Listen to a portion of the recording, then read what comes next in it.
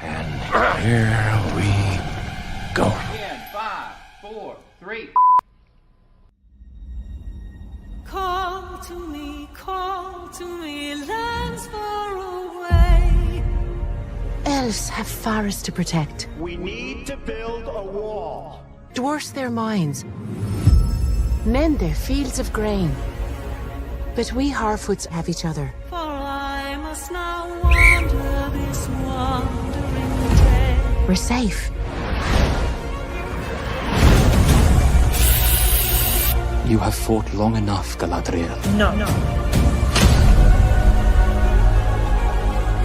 Put up your sword. The enemy is still out there. The question now is where? It is over. Nothing is over! Nothing! You were the chosen one! It was said that you would destroy the Sith, not join them! If you only knew the power of the dark side. Darkness will march over the face of the earth. It will be the end, not just of our people, but all peoples. Everyone! I am sorry, but their time has come. The past is with us all. The past is dead. We either move forward or we die with it. This could be the beginning of a new era.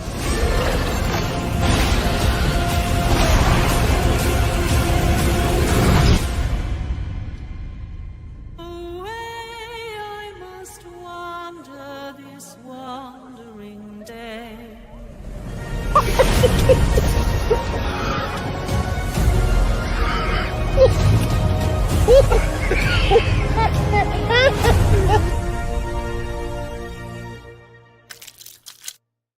To him finally being lionized in the prime, and his prime. Fuck.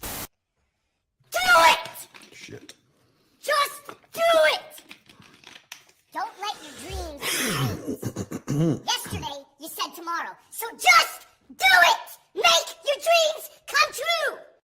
Luke went from being, oh no. Welcome, Slayer Nation. I have some great news for you today. I hope you're all doing great. Nope, that didn't work. One more. You have failed me for the last time. Welcome, Slayer Nation. I hope.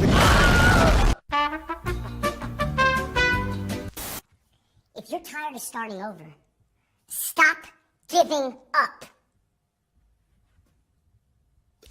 That is eating away at what you love in order for it to shine. And one man's vision is...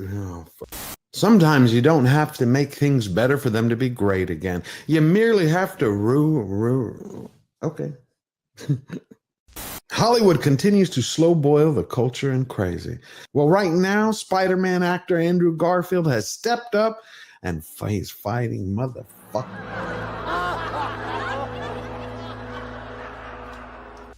I can't do it. Okay. We'll do it live. Okay. We'll do it live. Fuck it. And unbearded dwarves, but Prime didn't stop there.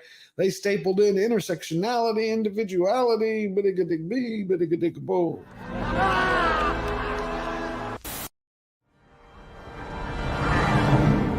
So it begins. At my signal, unleash hell.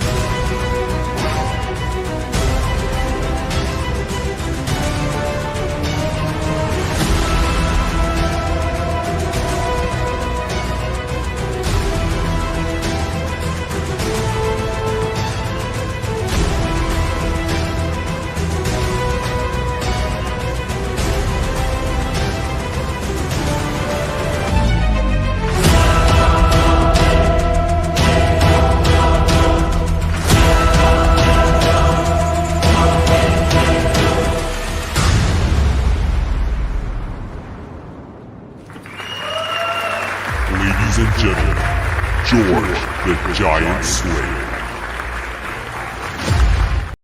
What's going on, everybody? Welcome to Slayer Nation. I'm George Molho and your host. Today it's December 15th, 2024 in the year of our Lord. And guess what? We're only 36 days away. 36. I hope you're all doing well. Let's see who's here. We got Fallen Angel Dealings. Lucia, hello, beautiful. Hope you're doing well. Bob the Lobster, D. What? Nick the Greek, Yasu. You know, we got a great show for you today.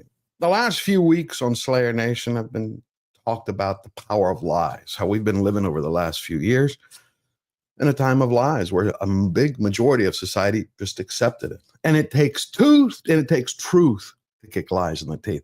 Well, I thought what would be perfect for today's show would be honor. What is it like when you have a society that doesn't have honor anymore, or a bulk of it? Like Hollywood, when Hollywood no longer honors what it doesn't give the customers what it wants, so it doesn't honor them. It doesn't honor great storytelling or the canons of great literature. It just pushes an agenda. You end up having a machine that programs people, and they start with the kids. What about when government no longer honors its commitment, creating laws that are actually just, that are required, not just giving a few people more control over the many? So this isn't only a time to make America great again. It is a time to make truth great again. It's a time to make honor great again. It's a time to make character great again.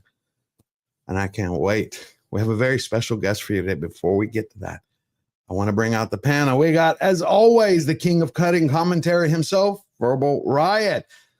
How you doing, Verbal? Hello, man. Doing good. Doing good. You had a lot of rest from after watching Kraven the Hunter. I don't know if rest is the right word. I definitely had a good time, though. It's to me, it's the feel-good comedy of the year. If you guys haven't seen Kraven, go get drunk, take some friends, and you'll laugh the whole way through. So are you recommending it? I'm saying it's bad on a good level, right? Like you'll have fun. You'll have fun.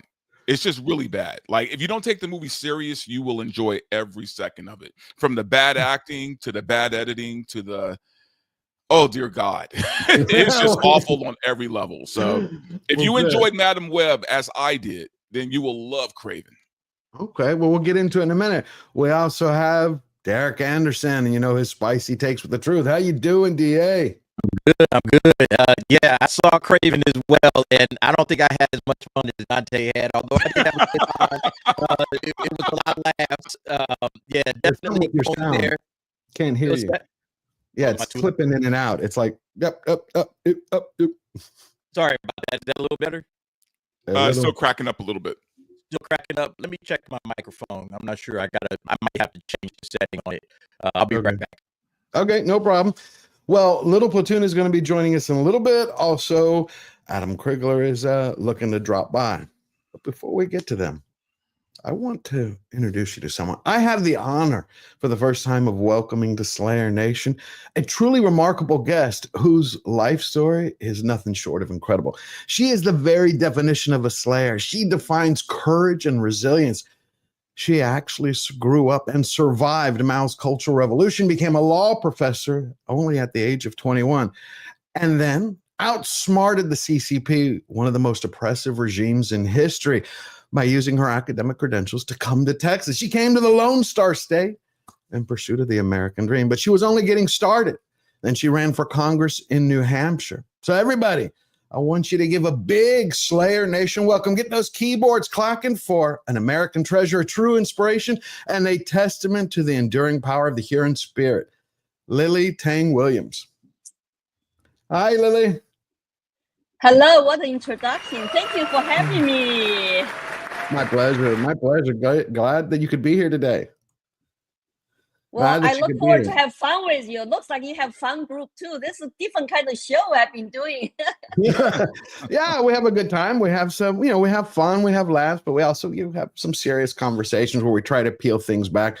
I want to show everybody the clip that went viral, and so everybody can see you when you were debating. Let's take a look at this. We could take an hour to talk about what could be done to lower costs. There is no silver bullet here. Here you are again, Maggie. It's caused by federal government. You're part of a Biden administration who causes high inflation. You don't have solutions. You're just repeating DNC talking points. It's a federal government printing money. Well, respectfully, look, I think this is an area where my opponent and I have very different views of what should be done to make life less hard for hardworking people in the state. Donald Trump decided to advance a tax policy that was really dedicated to giving a big break to the wealthiest in this country and to the biggest corporations. You are wealthy. You are worth $20 million to $30 million. How do you know about regular people suffering? Do you go shopping, go to Walmart, buy food? I talk to those people. And you pretend to be renter in Nashua a few months ago, move back to run for this open seat with millions of dollars from Washington, D.C. insiders. You do not understand regular people's concern. That was brilliant, Lily. That was brilliant. I mean, you took her apart. You just took her apart for everybody to see. It was so amazing. It was amazing how you did it, because you showed everyone exactly what it is like, what everyday people are going through, and what they have to fight against. And I get tip my hat to you. How was it that night for you? Well, I just feel frustrated for like a month. Like 3 colleges wanted to us to debate, and she talked about democracy. Don't you think the kids need more democratic process and the open debate on campus? And she said no, because she was trying to buy this seat with her millions of dollars. So I feel frustrated. Then she come to the last debate 5 days before the election, repeating her talking points from her party and from George Soros, those leftists, and I just feel frustrated. I got to just lash out like hey, it's like don't lecture me. Use your party talking point. You don't understand regular people's sufferings, concerns, and I even don't know she lived in the apartment in Nashua or not, because she didn't have to. She's got a, mansion in Portsmouth, New Hampshire. I just want to advocate for the regular people who are suffering under Biden's administration's policies. And, I thought the politicians are supposed to serve the people. They are the public servants. And you are not going to serve special interests and your big donors class. So I just be my own way. I'm a grassroots outsider. I was never elected into like any kind of big office like that. And I have been self-employed, small businesswoman from China to America, live my American dream. Hey, nobody control me what I should say. So I just let out the truth and let the people to judge. Yeah, that's a beautiful thing. I was looking at your X profile and your highlights and what the things that you listed. And it's funny, every week we talk here about Hollywood for a little while, certain movies, stories, TV shows, and some are good, obviously. Some are good, rarer than used to be. But so many things that they have in common, the messages that Hollywood has been pushing is very similar to DC. But I noticed when I was reviewing what you wrote, it sounds so similar. Let's take a look at this. It's like you list here, these are the features and tactics of Mao's Cultural Revolution. Number 1, Mao started Cultural Revolution to purge his political enemies and become a supreme leader to control entire China. Okay. We got 2, his campaign slogan, destroy the 4 O's, destroy traditional ideas, culture, habits, and customs. And where have we seen that before? It's every Hollywood show today. Everything. It's about perverting our traditional norms, the stories, the works of great literature. Wouldn't you agree, Verbal? Oh, absolutely. It's all propaganda, man. And look, it's always been that way. This isn't something new. We saw this in the 80s when the Cold War was happening. You had your American 80s, action movies where it was always us against the Reds and America is the good team, right? And we always come out victorious and all this and that. So propaganda isn't anything new. It's just now, unfortunately, it's kind of like they've turned that against the American people instead of it being something to rally the American people, was something to make us fight within. So same trick, just, new people in play. Lily, how was the film when you were growing up, when you saw it under Mao's Cultural Revolution? What was the, for lack of a better term, the film industry like in the CCP in China? Was all controlled by the government, by one party dictatorship. And, we could not watch lots of American movies, for example, and the only foreign movies we're allowed to watch, they show in the government-run movie theaters.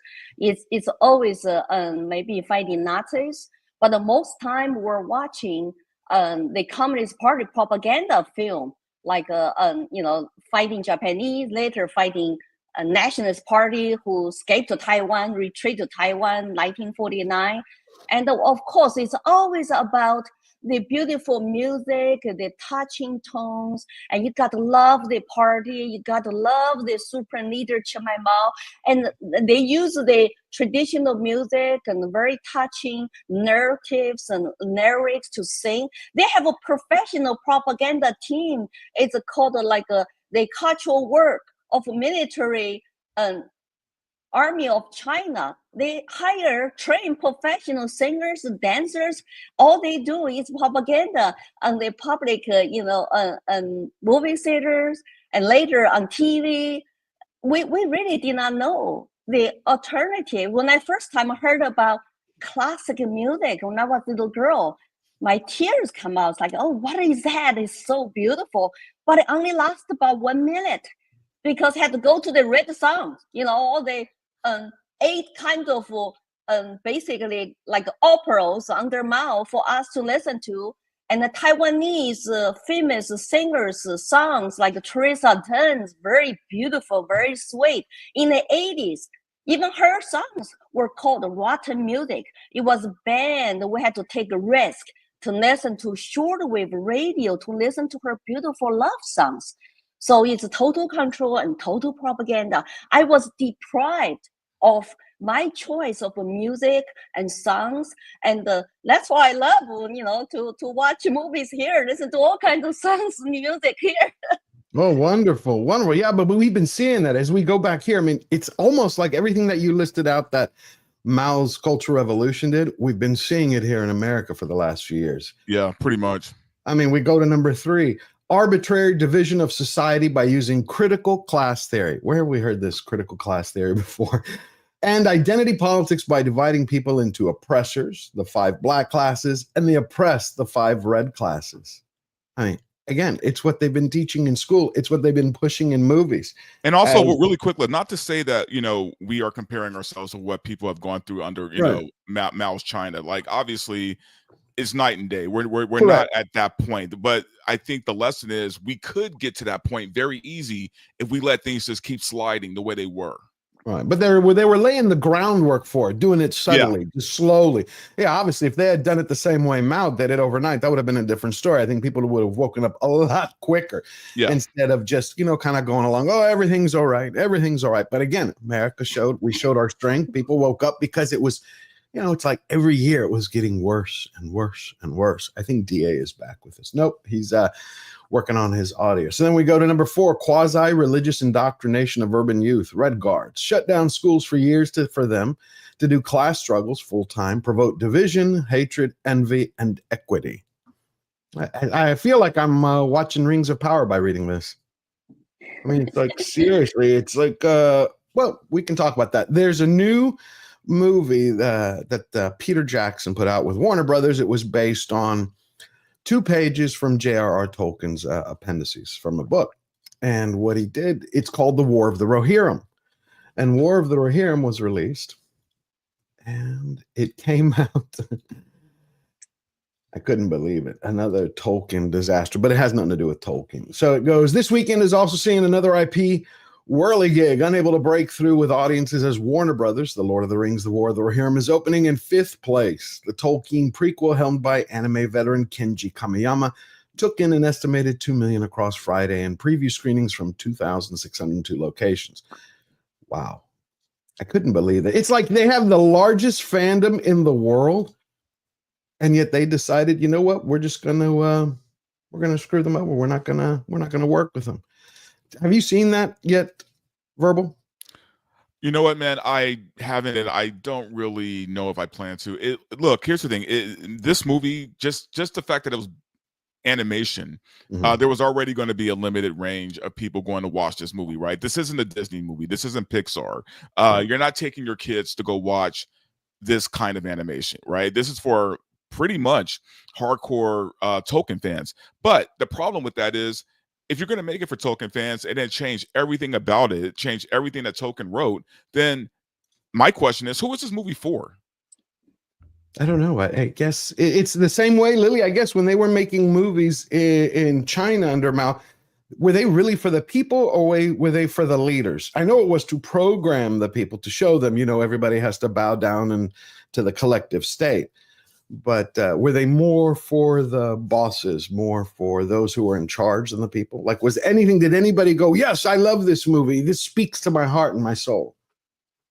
Well, the films they made had regular Chinese people in their mind to program them and doing social engineering, get them to be loyal to the regime, to the party, and to the supreme leader. Also practice whatever they want you to do every day in your life. For example, if you say somebody says something anti-communist party or society, you should report them. So turn the children and neighbors all against each other, and kids against the parents. And trust authority, trust the government, because trust the Mao, because Mao is God. And the party is 100% correct. So you got to report. So people were all afraid to speak loud, no free speech, because you're worried about somebody might report you to authorities. So they whisper. My neighbor, when I was a little girl, I was always inquisitive minded. Oh, what are you talking about? Go to my neighbor's house. They all say, shh, shh. It's like they're worried somebody's listening to them, And my parents and my families would say, go away, little child. You don't know what we're talking about. We live in a community workers' row house, so people were really close. You all share one bathroom. So whoever talk about what, everybody who lived there. So you just have to be very careful. And 2 neighbors disappeared, and nobody dared to question why did they disappear. Where did they go? Wow. I still cannot find out today. Well, so many people. It's funny. When we always look at the movies and the messages that they're pushing, again, this didn't happen in America, but they were laying the framework. They were laying the foundation of where we were headed. Right. But we see in number 5 that Lily lists: toppling down statues, putting big posters and spray paintings on the walls, riots, looting, violence, law enforcement told to stand down. It's like they took the blueprint, because we can see it from BLM again to The Acolyte. What was The Acolyte about? That's about promoting a message. That's not a Star Wars story. It's the same thing. Did you see that in Kraven the Hunter? Was there a message underneath, or was it just a bad film? Oh no, it was just bad. There was nothing woke about it. It was just a regular bad film. Just a regular bad film. It was just bad writing, bad editing, bad everything. It was just yeah. No message at all, other than, don't take Sony serious. Don't take Sony serious. That's pretty much it. Okay. I don't think anybody's going to take Sony serious after this. I think they killed the Spider-Verse, didn't they, because of Kraven? They had to, man. They're losing too much money on these movies. They're only making these movies to keep the IP rights. Like, that's really it. You'd think they would do a better job. It would be like, hey, we not only have to keep these IP rights, but we want to do something special. George, here's the funny thing is, man, like, you look at Sony, you look at Disney, they have these properties that are literally the equivalent of printing money. And for some reason, they are losing money every time they put out a project. I don't understand this. Like, is it that hard to find good people? Is it that hard to write a good story? Because you guys have everything you need to be successful. Right? Like, you couldn't ask for anything better than owning the rights to Spider-Man, owning the rights to Star Wars, owning the rights to the MCU. And you screw it up at every turn. I don't understand it, man. DA, you saw it as well, didn't you? Kraven? Yeah. Yeah. Me and Dante we went and saw it at the same theater. Yeah, it's just a bad movie. Nothing woke, nothing overly, political. There's no agenda. It's just a bad movie, told with bad dialogue, bad storytelling. The story just kind of meanders all over the place, and it doesn't really make a point of, what is this movie supposed to be about? Because, stories have a theme.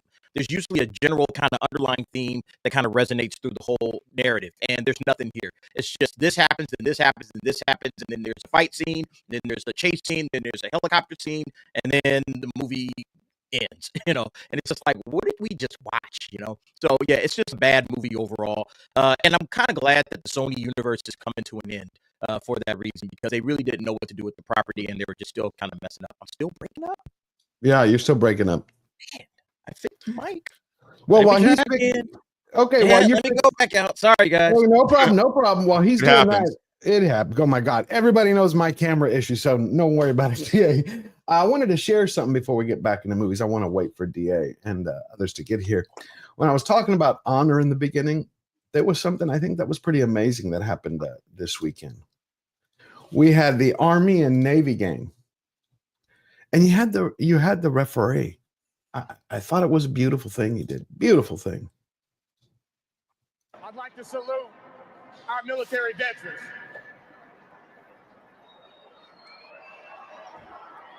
Personal foul. Before he gave the foul. Unnecessary roughness. Return team, number 11. The 15-yard penalty will be enforced from the spot of the foul. First down. You know, he did it before the first penalty, but you got to say, I mean, look at that again. To having that, I don't think we would have seen that over the last few years. He could also be a veteran himself. I mean, we don't really know, you know. Yeah, we don't, but we haven't seen that in a long time, Verbal. I mean, to have, we're watching it every day. More and more people are coming out and saying they love their country, they love America. And it's like, yeah, because we're being programmed and taught to hate this country, man. That's what kids are learning today in school. They're learning to hate America, right? So that needs to be corrected, and that needs to be changed. And yeah, you know what's funny is I feel like with Trump winning, with the culture turning, more and more people, these closeted patriots, are starting to come out of their closet, right? They're starting to come out of their closet and finally be able to admit that, yeah, guess what? I kind of do love my country, right? It's almost making it okay to love America again. I think that's what we needed. Could you imagine? I mean, it's like I'm looking back now, and it almost feels like a dream, a nightmare, more to say. It's like, man, we just are now transitioning out of it. We're moving out of it, and you can feel that weight lifted. I have a question for Lily, though. Lily, like, you definitely are a different brand of person, right? Like, and I think most Democrats or most liberals will have a hard time debating you because of your past, because of your worldview. How does it? I guess what is the reactions from Democrats or from liberals to you? Because they can't pull the race card. They can't say you're just some racist white woman, right? Like, and you're not even a spoiled Asian woman from this country, right? So what is their reaction when they have to talk to you or debate you about topics? Like, are they apprehensive because their game plan is all thrown off because you're not white? Or what's the reaction? It's interesting you raise this question because the primary election day, I ran into actually a black lady who was holding Democrat sign and told me, I like your story, Lily, but why are you running as Republicans? I said, why not? And she said, because they are racist. And I said, well, I don't think so, because I feel very welcome here.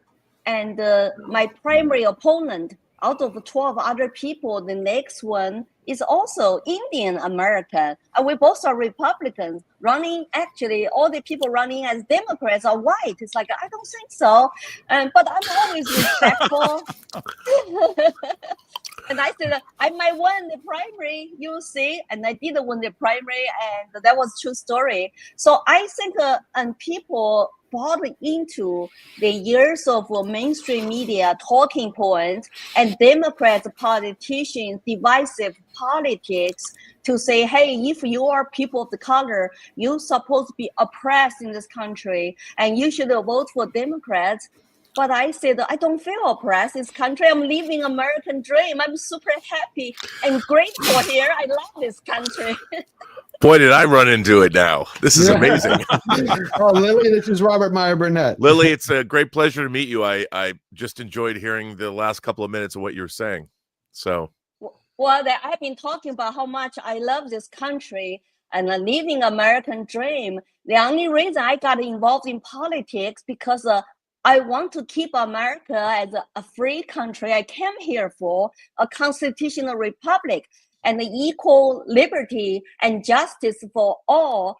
when I look at what happened in the past 4 years, especially a few months riots and lootings and burning inside of our cities, all the cultural war, cancel war culture is going on, I really start to feel so terrified to say, you know what, this looks so similar to me. I have seen that before. I have heard that same talking points before. Wow.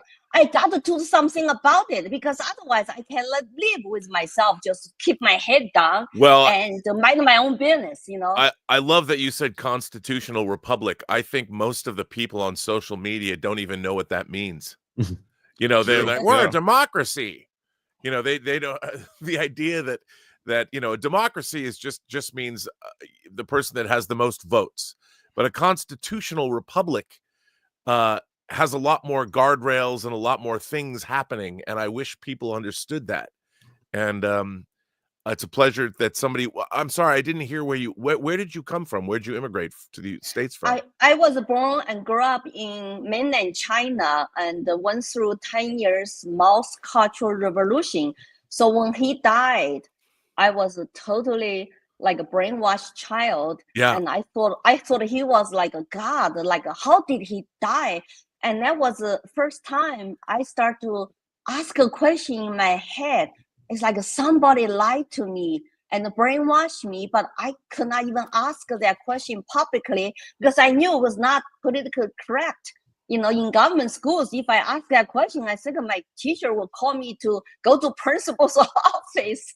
Wow. But I was very depressed because I think I had a little bit brain left to say something's not right here. I need to search for truth. So it took me many years, very hard work. And my parents were illiterate working class. So I had to go to basically get the best school education to study very hard, pass very challenging national college exam in order to go to government college. So I went to college to study law at the age of 17 in Shanghai. And that's where my totally, really, truly awakening process begins there by knowing an American student who told me about the Declaration of Independence and U.S. Constitution. That just changed my life. Wow. Yeah, it's amazing. Her story is amazing, Robert. We were talking about films. What were films like in under Mao's regime? And it was pretty much, all about propaganda, all about the right. I want to make one correction earlier from the referee that I was saying. That wasn't from the Army-Navy game. That was at Celebration Bowl in Atlanta between Jackson State and South Carolina State. Drives me Real crazy. quick, is my mic any better, guys? Am I sounding better? You sound great. Okay, good. Perfect. All right, and we got Tom Connors joining us as well. Tom, great to have you here. Tom, this is Lily. I'm once again out of my league here. Nice to meet you. No. Nice to meet you, Tom. And welcome back, DA. Thank you. I don't know what happened. That's okay. It's perfect Lily, now. This is an amazing story. I mean, I'm curious about, we here in America, we don't know much about the Cultural Revolution and what actually happened. I mean, it's interesting. A science fiction show on Netflix opens called The Three-Body Problem that was written by a Chinese author. When we saw it in America, it opens with a scene where one of the protagonist's fathers is killed on stage during the Cultural Revolution. And, I can't even remember seeing the Cultural Revolution depicted in any American media at all, in any kind of a movie or any kind of a show. And what was that like? I mean, for you as a child or growing up, what was it like during that time? I mean, what actually happened on the ground to families, to individuals, to people like yourself? Well, I wish we had a better, documentary film to interview all the survivors of Mao's Cultural Revolution. Well, I'm challenging Hollywood. Anybody there? And it was my memory started after I posted on X after I watched that beginning to say, you know what, as a child, 4 or 5 years old, at the peak of Mao's Cultural Revolution, that's the memory. I started to see the riots in the streets, struggle sessions, and people, kids, especially Red Guards, and turn up to come out to against their parents. We just talked about a little bit earlier. Mao divided all the Chinese into 5 black classes, which is bad class enemy of the state, and the 5 red classes, which like me, like parents are poor workers and peasants, and so if you are black child, your parents are black class, which that documentary movie portrays, you have a tremendous pressure to come out, to throw your parents, your spouse under the bus. So you don't have to go to neighbor camps. You don't have to go to public shaming struggle sessions like that. It's like a self-protection. And the parents have to swallow all that bitterness to say, oh, I understand, because you have to protect yourself, to draw the line with your black families or whoever the relative was, like landlord and capitalists and rightists and bad influencers. But it's some kids committed unforgivable, to themselves, like a crime, because they turn their parents over, their parents die in front of their eyes. Imagine those people's lives today. They live with that guilt all their lives. Yeah. They will never forgive themselves. It You was know what, awful. Lily? I have a question. We live in a different era now where information is pretty much at our fingertips. We can pretty much get any information that we want to get at any point in time on the internet, through social media, whatever. Why do you think so many people still today, being that you have lived in America, but you've also lived in communist China, why do so many people get, I guess, confused by, we have history to look at. We can see what's happened. Like Rob was just saying, 3 Body Problem showed the struggle session exactly as it was during that time. Why do so many people continue to ignore or avoid what the reality of communists and socialism and everything is? Because it seems like everybody's just trying to run back to that at some point in time. I blame our educational system has totally failed to educate our students, especially in public schools, about the real history. What is the horror of communism and what happened under Mao? And it's heartbreaking for me to see young people today, lots of them in colleges even, still worship socialism, communism, that kind of ideologies. They might not really call that, but they just wanted to trust government to implement those kind of similar policies, demonize free market capitalism and demonize job wealth creators, but trust government and politicians to censor people and to teach you stuff they want you to learn and get you hooked with the social media, mainstream media, so you lack of independent thinking skills. I survived because I lived it. But lots of people who don't live it, if their parents fail to teach them at home and the school fail to teach them real history, lots of kids don't know. I have been going to schools and colleges for the past 7 years to educate our people about Mao's Cultural Revolution. I realized some teachers learn that much in teachers' colleges. So how do they educate our millions and millions of youth today? So I feel like that's why I have this duty to say I have to do it myself. I'm trying to get other immigrants like me who fled totalitarian regimes to come out to share their stories and to try to save our country, because we all love America. We all feel worried, but some of them have language barrier, even worry about their family relatives inside of, for example, I'm on blacklist by telling stories, by interview with you guys, by speaking the truth. I have not been able to go to China, visit my own families for 9 years because I'm blacklisted. So now you can say why other people don't want to come out like me. But I just tell people I'm answering my calling. It's my duty as American citizen. And I live in a live free or die state called New Hampshire. So I'm not going to be silenced. So that's the major problem. I love to go to more cultural shows like yours to tell stories. I think a good personal survivor stories will really play a huge role to educate the regular American public, especially our youth. That's beautiful. Do you see it changing in China anytime soon? Well, that China actually is going backward today. People had a hope for China after the Deng Xiaoping's reform, opening up, adopt a little bit, free market and the private ownership of properties and businesses. People thought, hey, China may become like one of us, so people can vote. No, Xi Jinping wants to be new Mao. He's the chairman of CCP, president of China, never got voted by the people, and also military chairman. So he has a supreme power in one body, and that's the system they have. 1.4 billion Chinese cannot vote, cannot own firearms for self-defense, and cannot have a speech, and are totally trapped, no religious freedom, no parental rights. And I hope that I can help people understand.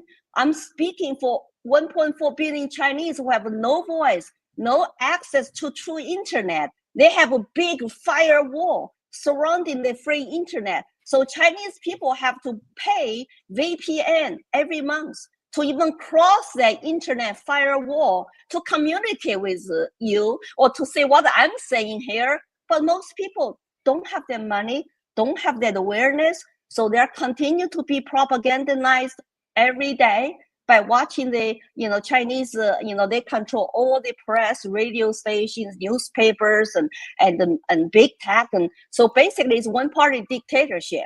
So lots of people don't know that because they also infiltrated into our country, into all other Western societies. So people might have different views about China. You know what's crazy, Lily, is if you were a Democrat, Hollywood would love to tell your story. Hollywood would be all over you, right? You'd be a guest on The View. You'd be a guest on CNN if you had a D before your name. But because of the fact that you are Republican,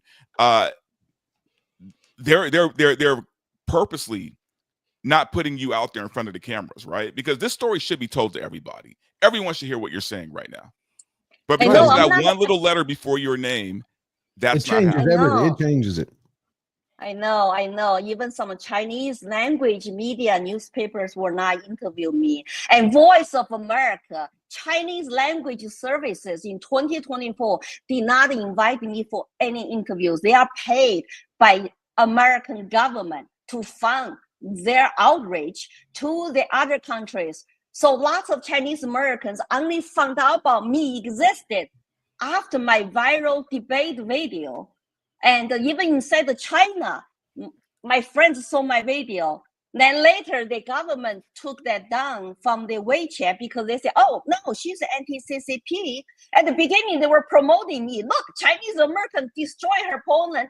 Then later, she's not our kind. Yeah, not one of us.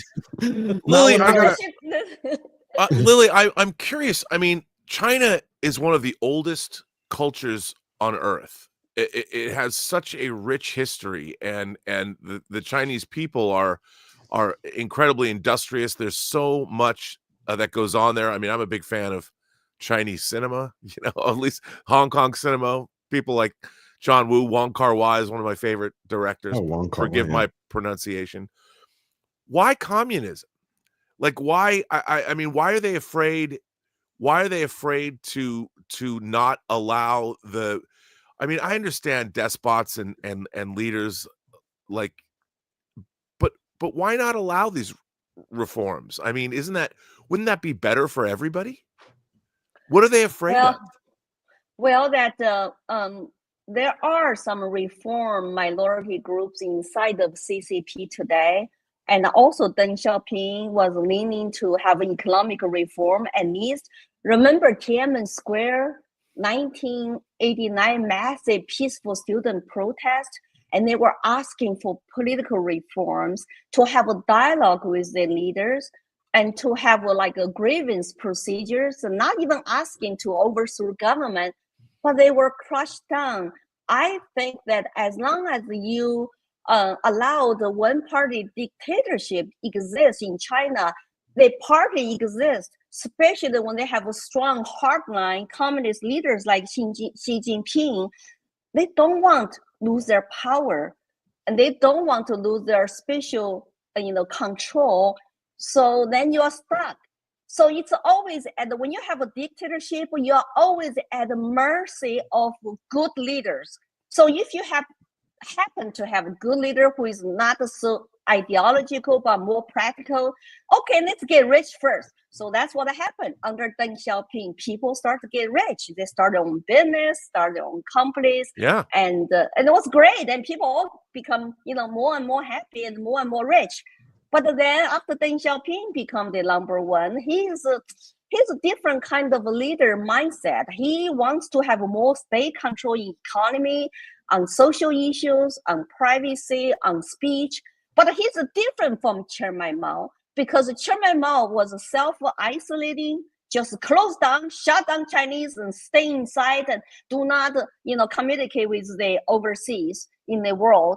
But Deng Xiaoping, but Xi Jinping used his Belt Road initiative and spent billions of dollars to expand internationally. That's why China today, it's like they use their economic power, which is second largest economy, to control which country leader they want to control, and they use debt trap to buy into other countries. And they use also their consumer power to get into Hollywood. Hollywood movie want to sell in China, they need to go through strict party approval procedure and process. Yeah. So if you say something wrong, you're not gonna get approved to show your movie inside of China. Well, China's also taken Africa. They've the land rights in Africa. They've bought out from underneath the people that live there. Half of Europe is massive Chinese construction projects. I mean, they're all over the world. Yeah, we've seen this. Tom, you wanted to ask something? Well, it may have already been asked, but I was just curious how if Lily Sani parallels in what she grew up with and what we're dealing with now, and how they're actually using compassion and passion to push this stuff, not just your typical propaganda that we were aware of and all that stuff. I didn't know if that was something that also was a part of it that we just hadn't seen a lot of before, where they're actually because what woke does in a way is it uses your, you want to do the right thing. You want to make sure everybody feels like they're seen and heard and all that kind of business. I mean, it comes from a place of genuine, goodness, but did they use that same kind of goodness in China as well to manipulate the people, I guess is what I'm asking or curious about. Yes, absolutely. There was a famous legendary hero, a soldier called Lei Feng, and everybody in the country wants to be like him because he's compassionate. He offers services to his citizens, his neighbors, always do something good for another person. So everybody wants to look up to him, like a famous Lei Feng. And his stories disappeared for some reason, but it was all over the country. Then we have to write in our own personal diaries every day to say, did I act like an Uncle Lei Feng to do something good for my community, for other people? But at the same time, they want you to write diary to report on your families and neighbors and teachers who say something not politically correct or anti-government.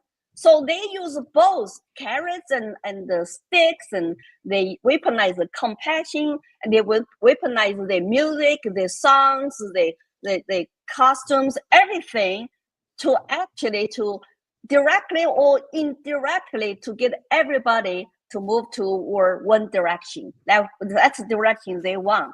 It's the loyalty to the regime, to the party, and to the military, and to the leaders. But your individual rights, liberty, no, that's the word. I never heard of it until I got exposed to the Declaration of Independence. Like, I have individual rights, not just collective right, workers' right, peasants' right, soldiers' rights. So that's when my light bulb came on in China as a third-year college student. And that light bulb just could never turn off. That's good. That's the way that works. That light. There's a huge parallel. Yeah, absolutely. I think there's I want to welcome real quick, DA. I want to welcome Little Platoon because he's been sitting there quietly. Yeah. Little Platoon, this is Lily Tang Williams. Welcome. Hello. I've been listening. It's this very interesting conversation. I had a quick question as well, if I might. Apologies for being late, and if this has already been answered, then just tell me so. But So like the United States made the gamble, obviously, in the 1960s, 70s, particularly with Nixon and Kissinger, that if you open up to China, you can effectively achieve massive social change, desirable social change, by liberalizing the economy. Liberal economic relations tend to lead to liberal democratic societies, was the calculation. And it did seem temporarily to have made some progress because Deng Xiaoping comes in and, of course, institutes a massive program of economic liberalization in China, which, of course, has since been reversed. If we're now looking at what China has become under Xi Jinping, which, as you say, is more of a reversion to a strong state Maoist type model, what's the United States' proper response to that? Is it to keep the old faith in liberal economics and democracy and effectively revive the Nixon doctrine? Or is it more, as, say, Trump has suggested he might do, a more aggressive form of tariffs against China to try and compete in terms of protectionism? Great question, man. What do you think would be the best approach for dealing with the modern China? Are you AI? Yes, I am. Yeah. Little Platoon. Like, what is that guy? I don't really exist. I'm just a little cartoon guy. We're a very accepting community here. You ask such a historical question. I remember Nixon went to China. I saw him shaking hands with Mao in the public movie theater. So before we watch any movies we paid to watch, we had to watch a quick news and showing what's going on in the country, and Chairman Mao shake hands with President Nixon. And everybody in college wanted to study Nixon's memoir, his books, and translate into Chinese. So that was just amazing. I think the romance, Western romance, including the United States, with the Middle Kingdom, which is China, it was justified to believe that time, if we just trade with them, if we just make Chinese people and have a better life and buy American products, we buy their products, maybe China will change. As I said earlier, it just did not happen. It was totally depends on the leadership style. Deng Xiaoping was more reformist-minded and practical. He said, it doesn't matter if you're a black cat, white cat, if you can catch a mouse, you are a good cat. He's saying that, he said, get rich first, okay? Because China economy was about total collapse after Mao's death, 1976. So Deng Xiaoping came out 1978 to restart the colleges and to get the people to think about starting their own business, leaving state, factory jobs. Think of how scary that is. And we call the famous name by leaving government jobs to go to work for yourself. We call those people going to the sea. They're going to the sea. My neighbor went to sea to start his own little restaurant. He was the first one, got rich. So people, Chinese people were smart, industrious, and frugal. And the China economy took off because of the Chinese people. And the Chinese people actually, no matter where they go in the world, they're very successful because they're very industrious and they're very capitalist in some ways. But inside of China, look at today, they cannot do much because there was no fundamentally political reform. And the billionaires who dare to offer suggestion to the government on regulations of economy, like Jack Ma, disappeared for a few months and forced to retire, leave his company he founded. So it just short term, I understand that we need to engage in China, we need to trade with them, we need to talk to them, but we also have to be realistic. It is a one-party dictatorship, and Xi Jinping has his own agenda, his party's agenda, and his ambition to take over the world by being a number one. His China dream is by 2049. China will be the number one dominant power in the global stage, militarily, diplomatically, economically, and technologically. That's why they're doing all the expansions, and they use soft power to infiltrate into our country for past many years. They did not stick to World Trade Organization's promises to open up their market to our companies. So now you see foreign companies are leaving China, economy is very weak, and Xi Jinping is facing potential internal power struggle, but he's still spending lots of money to continue his international expansion I mean, I went to South Africa 2018 at the airport of Johannesburg. You saw huge banner, billboard to say, you know, China Bank welcome you, you know, to do business. Oh, it's like, what? This is South Africa. So Yeah, and they're doing them. United States was not there yet. So we've been doing this for a while. So I offer my service to my country. I'm a China advisor and consultant. I have been doing my own China expert witness business for many years, but it seems like I just got discovered by the country because you know, I've been just trying to tell my stories and want to people understand the true nature of Communist Party of China, and I took the courage to do that. Like you said, though, that if I was Democrat, I think I would be famous long time ago. And maybe even on Netflix, some movie be made about me. But no, instead, I'm just getting started here. Well, that's good, because what you've started, though, it ignites that fire of freedom in everyone. And I think it's also an important point that both you and Little Platoon were making, which is we started to see reforms happening in China, but then Xi Jinping comes in and it starts doubling back down to Mao. It's the same way that many people are breathing kind of this fresh breath of air since the election with Trump winning. But it can show you how quickly we can slide right back. It doesn't, you know, you lay a foundation, you go where everybody's responsible for themselves. Everybody has the right to live their lives, you know, as long as you don't interfere with others. I think that's amazing. Something we have to keep in mind is to keep fighting. The battle is never over. About that, George, and I think that the pandemic kind of showed us a sneak peek of what it could be if you bend the knee to the socialist communist regimes, because you know, they have this idea of stability. We want to make everything safe and secure for everyone, and we want everybody to be okay. And we're going to take care of you. We're going to protect you. Put on a mask and get the jab. You know what I'm saying? Like that was the push. And I think that kind of gave a lot of people the sneak peek as to, okay, if they can get everybody on board with this, what's next? You know, how far are they willing to go down this road? And I think that kind of woke a few people, not everybody up, obviously, but a few people got woken up to that. Like, you know, Lily was saying, you got the idea, hey, this is about individual freedoms. You know, she saw that back, you know, you saw that, Lily, I shouldn't say, you saw that back in your first couple of days in college, and you never let that go. And I think that people are starting to see what real freedom is and what happens when it's taken from you.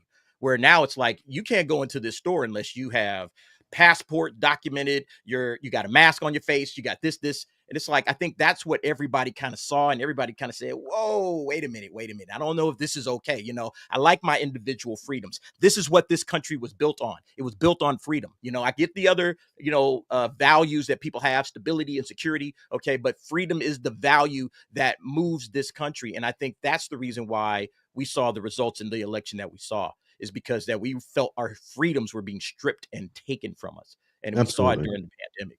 And that's well said, dear, because that's why I decided to run for Congress, because the COVID remember, China is very far away from United States, even though they infiltrated here. But I feel like our own federal government and the tyrants in our own country, America, are adopting their tactics and are doing the censorship. So we deprived to know the truth during the pandemic, and they forced down mask mandate, vaccine mandate, and lock down business on us. It's like our constitutional rights and liberty got canceled just because of virus. It's like I went to Facebook jail many times, and I could not be effective, even advance my story, my messages, because of censorship. Thank God that Elon Musk bought Twitter, that now we start to discover more and more truth. But remember, our freedom is so precious and fragile. We cannot just rely on, new administration, Trump coming, and we have to rely on ourselves at our local communities. Like in New Hampshire, I keep telling people, everybody can do their own part in their own communities. And you can't, we have a big country, and we have a federal government, state government, and local government. And in New Hampshire, every citizen can vote in their own town elections, on the town budget, for school board policies, and the unions, and all kinds of like a contract and stuff. There's so much you can do in your own town. But I just feel like I think lots of Americans in the past were so afraid to speak up. I have people tell me on my campaign trail, they are even afraid to register Republicans in New Hampshire because their jobs and careers could be affected. So we have 40% independent voters, no party affiliations. Is that sad to say this is a free country? It came to a free country, but the people are afraid to speak up, to make their individual opinions known. It's not right. It's not American. Yeah, it isn't. Absolutely It's right. a thing that we share, but that's the thing, that fight for freedom, it never ends. A lot of people put this all on an individual man or an administration, whether it's Trump or the administration, but it's on everybody to constantly fight for that. It doesn't just, you can't leave it to one person. It's not even possible. You know, it's not. Everybody has to take their steps forward. We saw this week, everybody saw this week, Caitlin Clark. Who would have thought this girl would bow down to the woke mob? I mean, she didn't need to do that. There was no point. You saw that, Robert. Yeah. That was sad. What was the point of that? The point was kissing the ring, man. But she didn't have to. She didn't, right? I mean, we all hoped that she would have just stood her ground. To be honest with you, she didn't even have to say anything about that, man. She could have stood on the fact that she is the most dominant female basketball player today, right? Maybe not 5 years ago, maybe not 10 years ago, but today she is the most dominant female player in the WNBA. She brought money to that league, man. The WNBA has never made a profit in its inception, man. The NBA has, since the beginning, has subsidized the WNBA. They've never made their own profit. But Caitlin Clark comes around. Guess what? People are showing up at games. She puts butts in the seats. People are buying jerseys of the WNBA for the first time ever, right? So she brought so much to the game, right? She made sure all these people are eating, and she still had to kiss the ring because they still weren't. That wasn't enough for them. That wasn't enough. She still had to show her allegiance, and I think that's what disappointed a lot of people. But also, I think it's going to hurt the league now. Now people aren't going to support her the way that they were supporting her before. What are the results of it, though? What have we seen? What is in the wake of what happened? Well, for right now, it's just discourse. But here's the thing: discourse leads to action, right? Sure. And in this case, action means not going to the games, not buying the shirts, not buying the shirts, the jerseys. You know how many people are upset about that because they viewed her like, here is someone who worked her butt off, like everybody else who's getting in there, but she worked her tail off. She gets injured every single game. Hit. No, George, not injured, fouled. She gets personally attacked. Personally, correct. But then to do that, to bend the knee, when she was just silent, what would she say when they'd interview? I'm just here to play the game. I love the game. This is my game. To take that side, it's turning people off because they're like, whoa. We, what did you do? You're betraying yourself, and people don't like to see people betray themselves and their beliefs. You feel it in your gut. I think that's the hardest thing about the woke mind virus, the way Elon Musk always saying, the woke mind virus. We use it here too. But it's you feel something. It feels rotten. But it's also something she didn't have to say, right? No. Look, we all know, and call it what you want. Call it racism, call it stereotypes. Most sports are pretty much dominated by black folks when it comes to NFL, NBA, even Major League, for the most part. We know that the WNBA was built off of black women. We all know this. We all acknowledge those great players who have played in the WNBA, right? We may not watch the games because they're boring, but but we acknowledge that the WNBA was built off of black women. We already know this. So for her to have to say it, they needed her to say it. They wanted her to say that. That's the whole point. She was getting beat up, like you just said, Dante. She's getting beat up from pillar to post every single game because she was the superstar. She's the new star, and nobody liked it. So everybody came and attacked her. I mean, at the end of the day, the WNBA is not a profitable league. It wasn't profitable even with everything that Caitlin Clark brought. They still lost money this year. So at the end of the day, she says, look, I don't want to get beat up every game. All right, because I'm catching elbows to the grill all the time. Let me go ahead and make a statement. That's how I see her doing this. It's detrimental. She shouldn't have done it. She shouldn't have had to do it. But she made a decision, probably for her own personal health, to just, I'm just going to go ahead and say, the sisters, Like, that's basically how I see this thing going down. Because at the end of the day, like you said, she was fine. She was doing everything she could to build the league and make the league great. And all she had to do was just sit back and say, I'm not here to talk about any controversy. I'm just playing my game. That's all she had to do. But like I said, I think all of them fouls that she was taking throughout the course of the season, I think that eventually got to her. And, there was probably a lot of pressure behind the scene after she got, what was it, Athlete of the Year or whatever. After she got that award, there was a lot of pressure behind the scenes, I guarantee you, to make a statement. And that's basically how it went down. So she bent the knee. There's also the fact, though, that I love the American conception of freedom and individual liberty. And I think it's a very comforting myth, and it's a useful myth that people tell themselves, but it's always been a minority position. Actually, people very naturally want to bend the knee. A lot of people do and always have. So the guarantee of American individual liberty comes as much from the fact that the founders created a political framework that understood this fact about people. It's Frank Herbert's point when writing Dune that feudalism is the natural state of mankind. The founders recognized by studying the Greeks and studying the Romans that society goes from democracy to oligarchy to tyranny to plutocracy back to democracy and so on and so on. So they consciously built a system which had checks and balances on people's natural want to bend the knee to other people, because that's actually the root of all tyranny. And it sort of goes back to the China point as well, and where the future of China might lie is that if, in some hypothetical world, the Communist Party fell tomorrow, what would arise to replace it? And it probably wouldn't be an American-style pluralistic democracy, because the political institutions simply aren't in place to ensure that that can happen. There will always be the natural tendency, whether it's expressed through like bending the knee to woke or bending the knee to a communist party or bending the knee to a government imposing a lockdown, the people will always look for some sense of unified leadership. And actually what you really need is a set of political institutions that have been created precisely to counteract people's want to acquiesce in that way. Look, Little Platoon sound like Loki from Avengers right now. It does. You crave situation. We have a few questions. Right, Lord, freedom diminishes your life's joy. Like, come on, man. You like, this is your natural state. Come on, this is your natural state.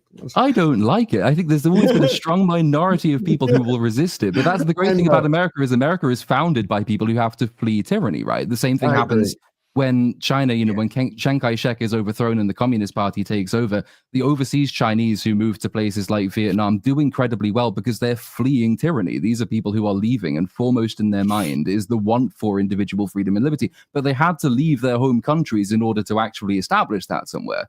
That's true of America, and America's been established for a long time. So now you have quite a lot of people who are way too comfortable, and they've forgotten the reason their country was founded. It's slightly depressing to think that the only way Chinese people can do well is by leaving China. But unless you can find some way of creating these political institutions at home, that seems to be the only route forward. Correct. Okay, I have something to add. If you think that, of course, aging society, generally speaking, are kind of collective-minded, and because their language, their culture, but if we look at Taiwan as a role model for mainland Chinese, how to do democracy, how to actually voluntarily people are united, working together to better their lives, their communities. And that's a good model, because you don't have to adopt exactly American model, which is very unique and exceptional. I love it. But other countries might say, hey, we want our own model. But as long as you have some kind of rule of law and democracy where people can vote, can choose their representatives, and then go with the rule of law and a little bit free market, because most time human beings just want to have a peace, prosperity, and take care of families, have fun, enjoying life and the art and music. What's wrong with that? We're all humans. We have so much in common, and the universal human rights, values need to be protected. Volunteer basis, people still can socialize with each other and form their communities. You just have those basic ingredients of a civil society, which are those in our Bill of Rights, and limited some government's powers. And I think, Chinese can just look at Taiwan. If mainland China can adopt the Taiwan model, Taiwan, Singapore, or one of the strongest aging communities and economies. But why not? China just cannot do that because one-party dictatorship. Yeah, absolutely. We have a few questions. We have a few questions in the super chat for Lily and the panel, so I'm going to read them real quick, and we're going to get to them. Nick the Greek for $2. Merry Christmas, George. Panel, chat, and mods. Merry Christmas to you, Nick the Greek. Yasu. Thank you for that. And we got Mouse World, member for 3 months. Hello. Hail to you, Mouse World. Thank you for all your support. Always appreciate it. Glad you're here today with us and Lily. Red French Moon for €2. Lily is fighting the celestial dragons. Hail. Hell I'm a you. dragon. I'm a dragon lady, actually. I was born in China's dragon year. Wonderful. I have a video right after this. We're going to show you Lily again at she's taking it to someone. Gig Giggity became a Georgia Giant Slayer member. Thank you, Gig Giggity. Can't wait to see you at the membership stream. We're supposed to have it yesterday, but it's being pushed to this week. So you're going to join us. Thank you, Gig Giggity. And then Istaphobos, my good friend. I think he's sending this message to Lily. Let me see. I can translate for you. Okay. So, Lily, I once lived in China. How are you? And you are a good, like a smart soul. Never give up and never surrender. 谢谢. Thank you so much. I appreciate the encouragement. Wonderful. Thank you, Istaphobos. That was for $2. Thank you. It's a very heartwarming message. Olaf, one of our incredible mods, a great human being, for €2. Rob, happy birthday in 5 months, 1 day prior to mine. It's Rob's birthday here, Lily. Every day it's Rob's birthday.生日快乐. That means happy birthday in Chinese, Rob. Well, thank you. I take no credit for this. This is the YouTube community who has decided to bestow upon me the great honor of a birthday every day. So I thank everybody who continues to celebrate me on a daily basis. I am unworthy. In the words of Frosty the Snowman, happy birthday. Happy birthday. Beautiful. Ace Yeager for $5. Love the channel. Thank you, George. Love Lily, who I first saw on Timcast years ago. Lily is a great American patriot, so your voice is so important. Thank you, Ace. That means a lot. Lily is That was incredible. 3 years ago. 3 years ago, talking about Mao's Cultural Revolution on Team Pool, Teamcast. That's when people start to follow me. And some of them in New Hampshire become my campaign volunteers from that show. Oh, wow. Isn't that awesome? Oh, I love that. I love that. We're going to have to talk about that in a minute. Eric Heffelfinger for $10. Question for Lily. If these drones are from our government, what should we look out for in terms of power grab? You know, if these drones. I'm very, very concerned. I mean, it's like who are running our country? Like how can we have those drones just floating around in their neighborhood for so long? And I have not looked into who come out to say where they are from, who owns them, where are they from, you know, what should we do about it? But we demand as citizens a transparency and a quick response. You know, somebody got to come out to say something, right? Otherwise, the people are freaking out. I saw some neighbors were start to shooting the drones last night, and so somebody should step in immediately and look into this, investigate, own it. If you made a mistake, so you made a mistake. But if you have something, it's not a threat, you're doing something, then come out to tell American people. Otherwise, just cause all this anxiety, you know, among the American citizens. I don't know. There's so much stuff I don't know. I don't have time to look into it. But I always love to see the government be transparent and then come out to tell American people we can handle the truth and we need the truth now. Yeah, I'm it's convinced crazy. it's Banksy. It's just Banksy. It's an art project. I think I can't stand the constant overclassification in our government. Like everything, like we're idiots and we can't handle what's going on. But yeah, well, I want to talk about that because I've saved up a lot of this drone footage and a lot of interviews from mayors. Eric Heffelfinger again, we got for that. Thank you, Eric. Detailed Devil for $2. Last Emperor, Farewell My Concubine, depict Cultural Revolution. Last Emperor, one of my favorite films. It's a great movie, but it's almost 40 years old. Yeah, Robert was saying we don't have anything today. There is nothing. You don't know of any movies today that depict it, do you, Lily? That depict Mao's Cultural Revolution for everyone to see in the U.S.? Like something that this is the best. Well, I love the movie Concubine. That was great for the older China. But the good two movies you can watch about Mao's Cultural Revolution. Number one is Xiu Xiu. The Sand-Down Girl was banned in China. It's a Chengdu girl from my hometown who was sent to countryside as a part of a Mao's Cultural Revolution re-education campaign. See, he finished use the young people and he sent them to countryside to be re-educated by peasants. My 3 uncles went to rural China for 10 years, never got married, and live on like a hard labor and food rationing. And, they were used. That's why I always tell the social justice warriors in this country, please study Mao's Cultural Revolution and the Red Guards. I don't want to be used like a Red Guard. You do not end well. Your life will be miserable because as soon as they finish using you up, they threw you under the bus. And that's a show. Another movie is called To Live. To Live is Chinese movie in English translation that show you the Cultural Revolution, how it started, how it ended. It was both two are very, very sad movies to watch, but I still urge you to watch them. I'm going to watch them. I wrote them down. Thank you for that. Great question. Thank you. Magnum Norris for $10. Little Platoon. How do we never have more Marxism? Because honestly, it's killing everyone.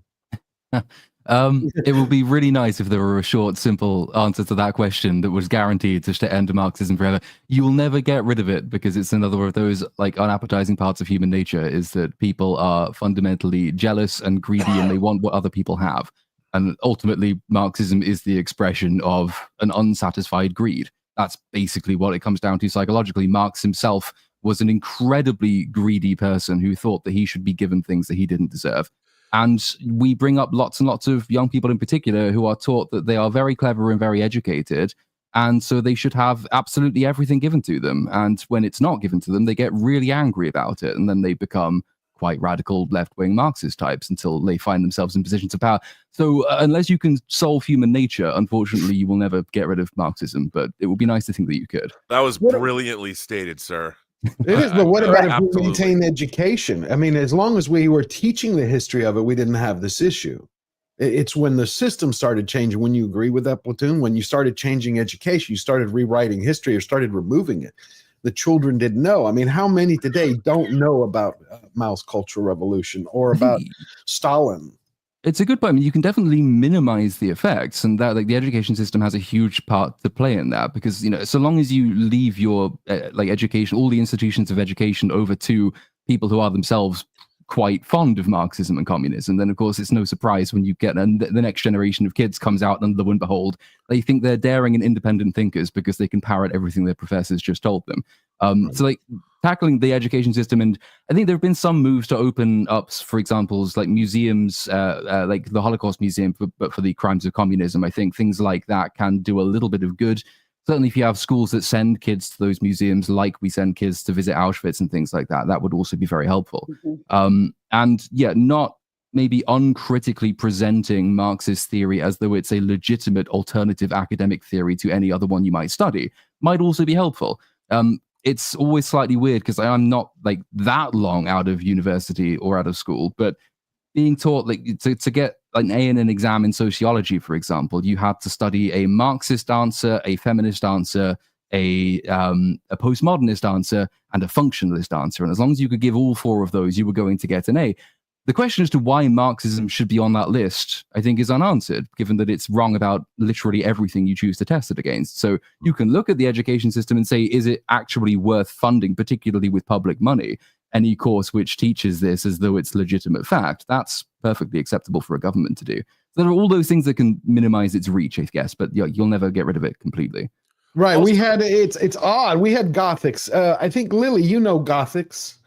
Yeah, she interviewed me twice before. Right. So Gothics has been on here several times, and she was speaking at a university 3 weeks ago, and there's this video that I was just looking for a second.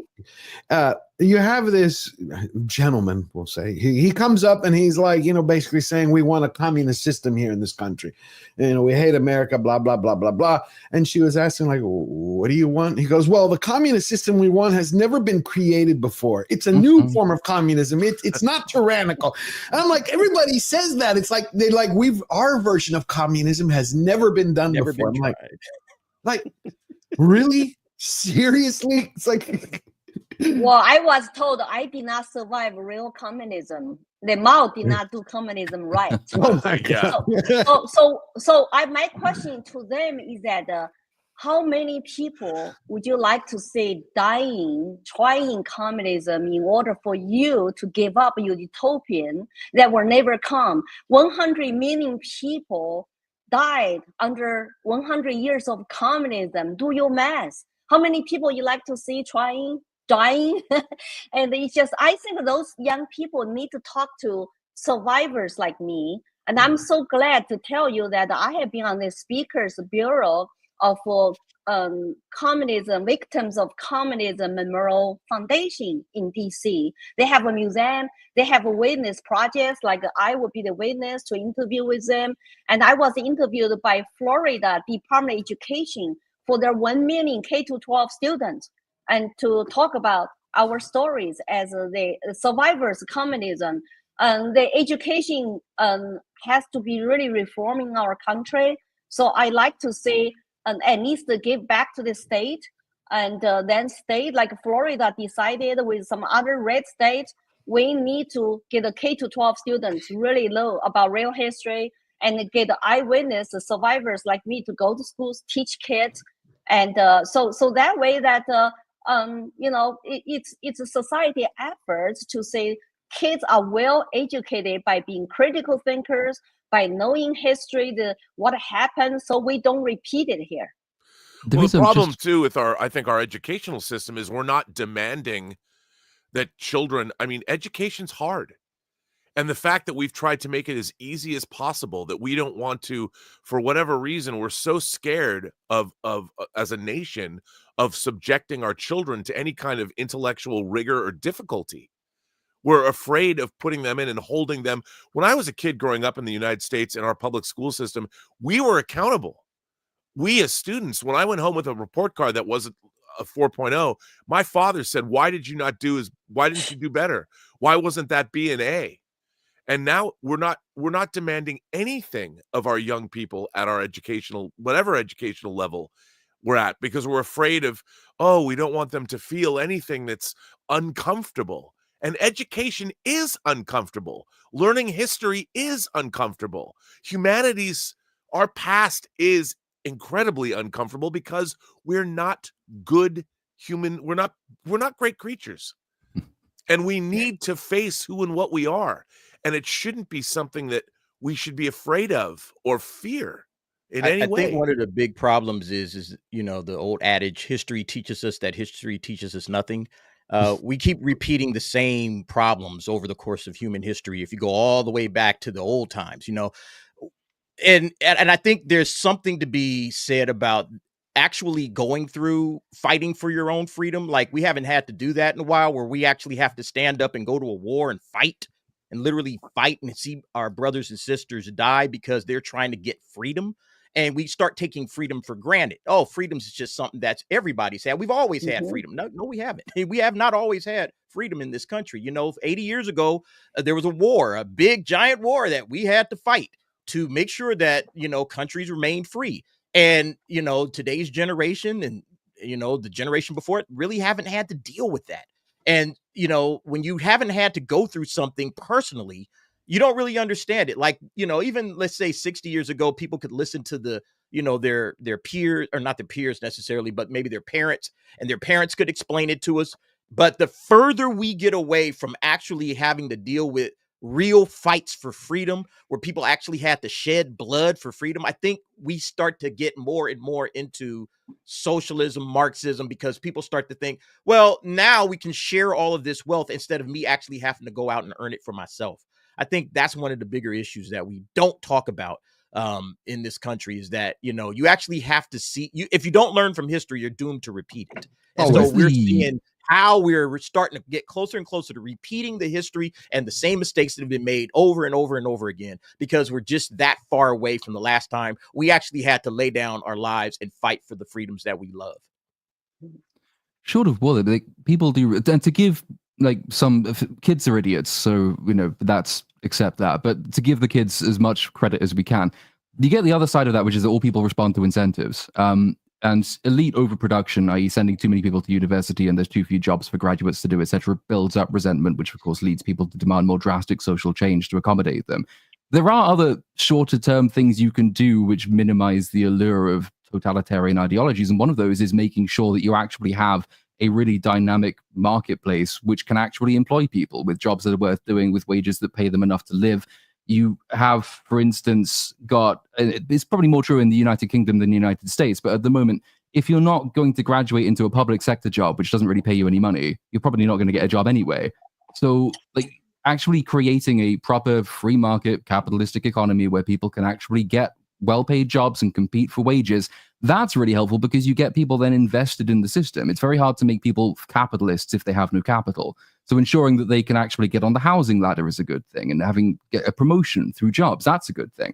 Maybe stop encouraging women to go into the workplace just for the sake of going into the workplace when that does a huge amount of damage to family life, which is something that all communist regimes everywhere have always targeted first, because the family is the enemy of the state ultimately. So like, if you free up your labor market, that's going a long way toward making people more invested in a healthy system. If you lock them out of that, then they start saying, well, the system is shit. Obviously, we want to overthrow it. Right. Yeah. We need to, economics 101 really need to be taught in schools. You know, that's why rich people kids don't go to public schools. Where do they send their kids to? Private schools, and teach them how to make money, how to become good capitalist entrepreneurs, and start their own business.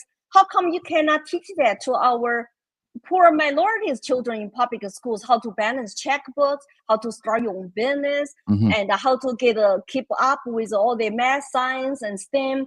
And so instead of focus on social engineering and all the social issues, and we hold the school accountable, and we hold the individual students accountable. Personal responsibility needs to be taught.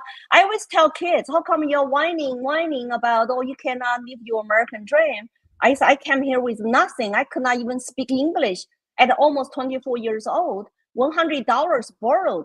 I have 3 home business today. I run for Congress, and I'm very happy living my American dream. This is the greatest country on earth. Sky is the limit. But you just have to also take personal responsibility. That's why school choice is very important.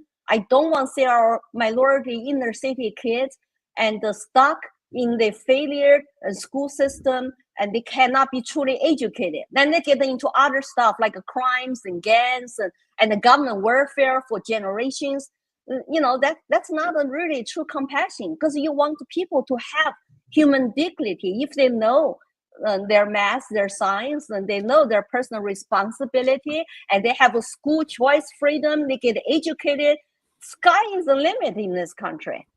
It is. We've had too many years. I'm going to get back to these chats in a second, but we had too many years where we taught children in the education system here, especially in some parts of Texas, in some of the schools, where they were telling them there is no such thing as winning, because they didn't allow winning in most avenues in schools from K through 12, because they said there's losing if you have winning, and losing is a bad feeling, and therefore they don't want kids to feel bad.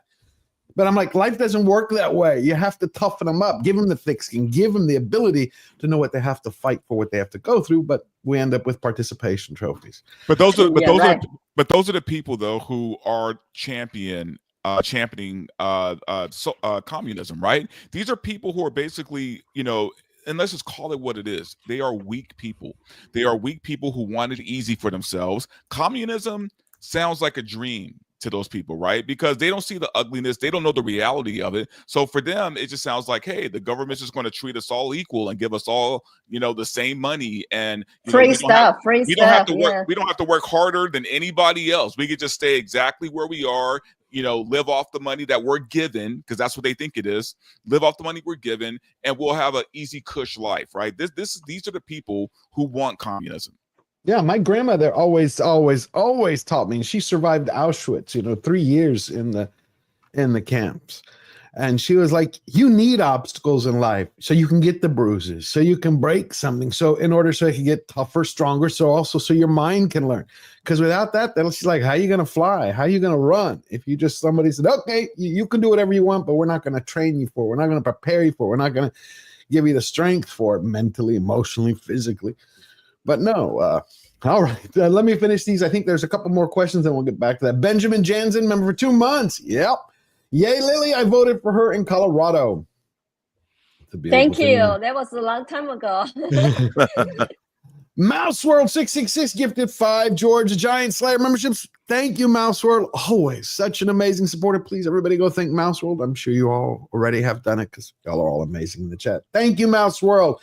Drew McTeague for $10. Question for Little Platoon about his Gladiator 2 review. What happened to Ridley Scott? He used to make great stuff. He did. Oh, a long don't time start ago. that, man. Don't start that conversation. He got very old, and unfortunately, Hollywood ran out of ideas. And Hollywood is doing that classic thing when all cultures are at their low points and they run out of ideas, they turn back to the person they remembered having a good idea in the past. So they gave him more money to make a new thing because he used to be good at making things. It's quite depressing because it suggests that the state of American arts isn't very healthy at the moment. But at least, eventually these things will stop paying, and then there'll have to be a change. You get that's the nice revolutionary kind of capitalist revolution, is when you stop making money, someone else will come along and make it better than you do. That's the only revolution I'm really interested in. But did you hear he's moving forward with Gladiator 3? Yes, he is. Can't wait for that to be the same film again. And he said he came in under budget for Gladiator 2. I was like, I thought that went over 350 to. That's what they said, but that's a little hard to believe. I know. I was like, but I think in terms of, I don't want to defend Ridley Scott. He doesn't need me to defend him, but I would also say that Ridley Scott he doesn't edit his own movies. He goes he shoots his films, he preps them, shoots them, and moves on and lets his editorial staff finish. He's not sitting there like a director does for 2 hours or 2 years and edit their movies. He's not going through dailies and no. He does his circled takes, and he's 87 years old. He's banging these things out, and sometimes he hits like The Martian. I think The Martian is a great movie. Yeah. Mm-hmm. I thought The Last Duel was a lot better than people give it credit for, but the rest of his stuff, you can see that it's not finished. It's not finished by him, and it's frustrating. It's very frustrating. Okay. So, but I think Platoon is right. All people will come along and make more money, and then they're the ones that will be. And somebody will replace them when they're not giving the people what they want. Rob Altus for $5. Lily, have you been on China Unscripted? I'm sure they would love to have you. You're awesome. Thank you. I have not been invited, so I have been so busy, and I hope they discover me. And I love to go to all the podcasts. And lots of people retweeted my debate video. So, I love show like this. It's like conversational with a panel, and we can talk about all kind of stuff. I'm not that really partisan. So, but I just feel like, for me to tell my stories, to connect with my fellow American citizens, even to the freedom lovers all over the world, it's just, that's my mission. That's why I take the risk to do this. So I always tell people, just remember, I will never be silenced unless I silence myself. So make recommendations. I would love to go on more and more podcasts, and maybe Voice of America, maybe even some news station, CNN, maybe ABC. Maybe they all could open up to me because I have a great story. I love our country. I want always our people to be united and not divided. That's typical communist and tactic in order for them to achieve more power and control of their citizens. And they got to play identity politics and get them to fight each other. Look, Mao got us to fight each other. We all look Chinese, speak Chinese. So he did 5 red and 5 black classes. And here in this country is from 1619 project to CRT, DEI, then ESG, and now trans rights, all kind of stuff. It's non-stop, right? So I just want us to focus on, how we can be united as Americans, and everybody can live their American dream. Oh, beautiful. Beautiful. Thank you for that, Lily. Magnum Norris for $10. Robert Meyer, Burnett is the greatest. Well, thank you. But many people are greater than me. But I appreciate the sentiments. Thank you for that, Magnum Norris. And John Maynard, member for a month. Are you sure that Brittany Geiner is a woman? Yes, she's a woman. John Maynard for $20. Freedom and liberty has been bought by and paid for not just in the American Civil War, but each and every war our brothers and sisters lay their lives down to keep war off our own soil. Is that the Benjamin Franklin thing? The tree of liberty must be watered with the blood of martyrs. Yeah. Always. Yep. Thank you, John, for that. for your great support. I really appreciate it. Next, we got Magnum Norse for $10. YouTube won't let me criticize communism. They keep blocking my supers. Yeah, but you got your message across. I understood it. I think we all got it. Thank you for that. Magnum Norse. You know what's funny? If I could just make a quick comment about YouTube. A lot of you hear how kids today all want to grow up and be influencers. They think that YouTube is easy. They think YouTube, they don't understand the grind and how much work it takes to build any kind of presence on this format. No, they don't. Days and days and days looking for videos of cats that you can splice together and stick into a little montage that gets stupidly scary numbers of views. I'm in the wrong part of YouTube. Rioting, nope. Thank you for that. And Savior Cross for $10. Marx hated Ed Meow, a congressionalist minister, leader in the British dissenting tradition. Marx hated Meow because religion is a buffer against Marxism spreading into the UK. It targets churches. I've always viewed that as soon as you start seeing a religious or a higher faith system that binds a country together, as it starts either dissipating or waning, that's when you start getting Marxism. It plants its feet in and starts fighting it. There are some interesting blends of the two, though. I think I'm right in saying that in the Soviet Union, there was a statue to Thomas More. Obviously, Thomas More is, one of the foremost, he's a Saint Thomas More now, according to the Catholics, but one of the foremost English contributors to religious life. But because his utopia seemed to be setting the ground for a kind of prototypical form of communism, the Soviet Union overlooked its general dislike of religion and erected a statue to him. And then the Russian Orthodox Church is the Raven in Orwell's Animal Farm, and he brings it back in once the church agrees to go along with the state. And at the moment, Pope Francis allows the Chinese Communist Party to appoint Catholic bishops in China. So there are ways that, unfortunately, religion is not always an effective bulwark against communism, though it often is amongst the people. The states themselves find a way around it. Good point. That is a good point. More, if I remember, he was considered to be the first humanist after the ancient Greeks, after Plato and Aristotle in certain ways. One of the great Renaissance ones, yeah. Yeah. Thank you for that, Savior Cross. And we're almost wrapped up. Tender Warrior 68 gifted 5 Georgia Giant Slayer membership. Thank you, Tender Warrior. Every week saying he's beautiful. Please, everybody go thank Tender Warrior. It's going to be a great membership stream this week. And War Machine gifted 10 Georgia Giant Slayer memberships. Yeah, it means the world to me. Not only keeps the lights on, but it gets the channel, but we get bigger. We have more members. That means your voice grows along with the rest of us. I love that. And then I get to meet you all. Ruddy for €5. If Gladiator 3 had a Christian protagonist centered around Christian persecution, they could cut into the faith-based audience. Easy box office win. Team up with Angel Studios. I guess you could. I haven't seen Gladiator 2 yet. You've seen the first movie, so you have already seen Gladiator 2, because it's just the same thing, but worse. Okay. I thought with Denzel, because I always loved Denzel's projects, I thought it would be something, unique, different. I take your word for it. I trust you. AC Yeager for $2. Please play the clip of Lily talking to David Hall. I already have it loaded up and ready to go. And that's what we're going to get into next. Thank you for that, Yeager. I wanted to show everyone how Lily took David apart. Lily Tang Williams, and welcome to my Live Free or Die state. Actually, I am a Chinese immigrant who survived communism. And under Mao, 40 million people were starving to death after he sold communism to them. And 20 million people died, murdered during his Cultural Revolution. So my question to you, David, is that can you guarantee me, a gun owner tonight, our government in the US, in DC, will never become a tyrannical government? Can you guarantee that to me? There's no way I can ever guarantee that any government will not be tyrannical. Well, then the debate on gun control is over, because I will never give up my guns. Never. And you should go to China to see how gun control works for dictatorship of CCP. Boom. I mean, that was brilliant, because you really end it right there. You're telling them, cool, you want us to give up our guns? So how are you going to protect me? How are you going to protect all of us? I can't. I think I got him off the guard that day.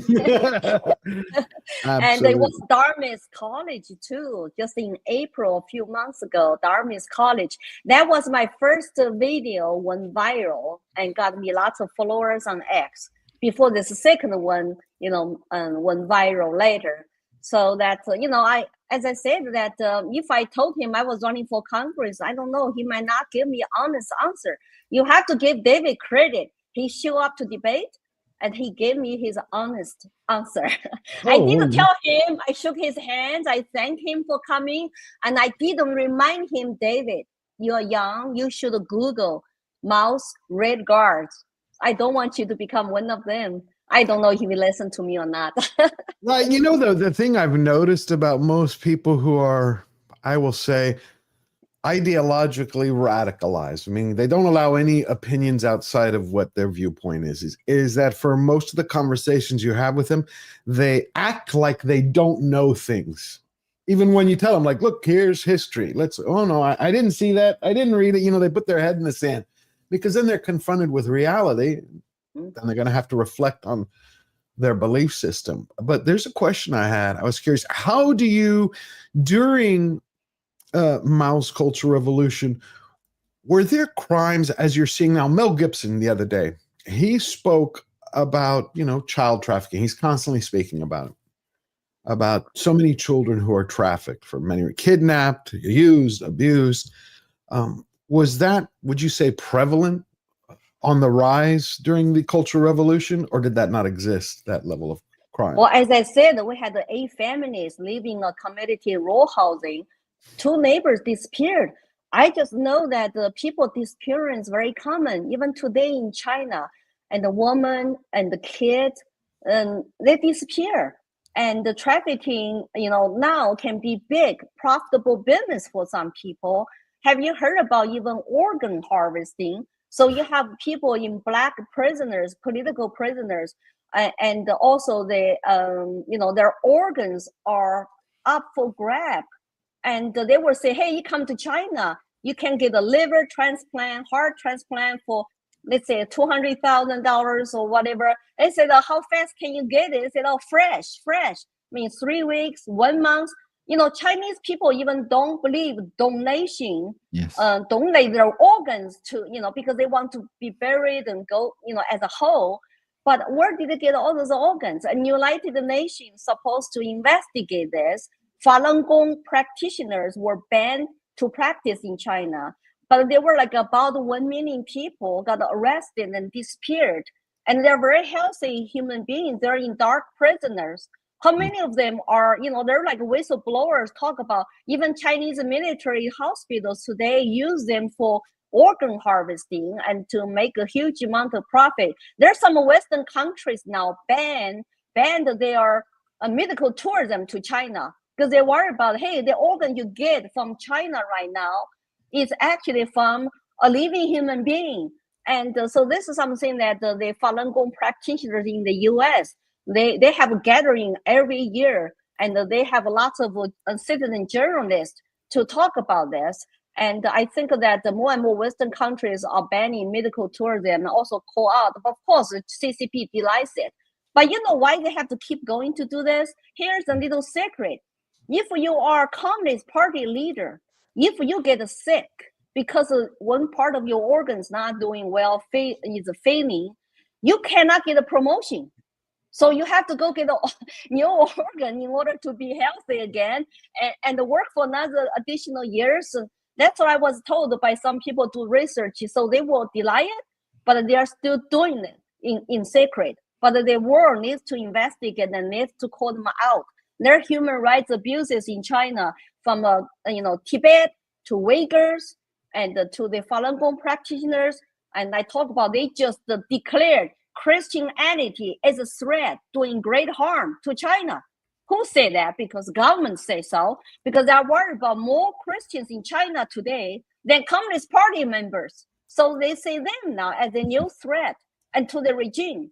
And so I say, hey, let's pray for all the Christians in China and in the world, in the oppressive regimes, because they do not want you to believe your own God, your own religion. They want you to only trust them, worship them, loyal to them. So this is where people live in free countries like here can voice for those people. Unbelievable. I was working on a video over the last couple of weeks about Disney. I'm going through its history. And it's amazing to see how the founder, how Walt Disney and his view of communism, how different it is today from some of the executives over at Disney. So I found this clip of Walt Disney talking about it. Walt Disney speaks of Hollywood union affairs and assails communism. I don't believe it's a political party. I believe it's an un-American thing. And the thing that I resent the most is that they are able to get into these unions and take them over and represent to the world that a group of people that are in my plant that I know are good 100% Americans are trapped by this group, and they're represented to the world as supporting all of those ideologies, and it's not so. I find it odd how much Disney has changed since then. Meaning not only, I'm not talking about structurally, but it looks like they're trying to take apart and dismantle Disney in their pursuit of their agenda. Do you know that the new building in New York, then it's not called the Disney building, it's the Robert F. Iger building? Like they're removing Disney's name. And this is a man who fought against communism on every front. I found that fascinating. Platoon, what do you think? Do you think they're trying to dismantle it? I'm just struck by the idea that Bob Iger has got a building named after him. I didn't know that was happening. Oh yeah, already? Here it is. Yeah, here it is. I was stunned when they put it out. Hold on. The Walt Disney Company has had a long history with New York City, and now Disney's connection to the Big Apple is getting even deeper with the opening of a new headquarters for its New York business at 7 Hudson Square. The New York City headquarters is named the Robert A. Iger Building.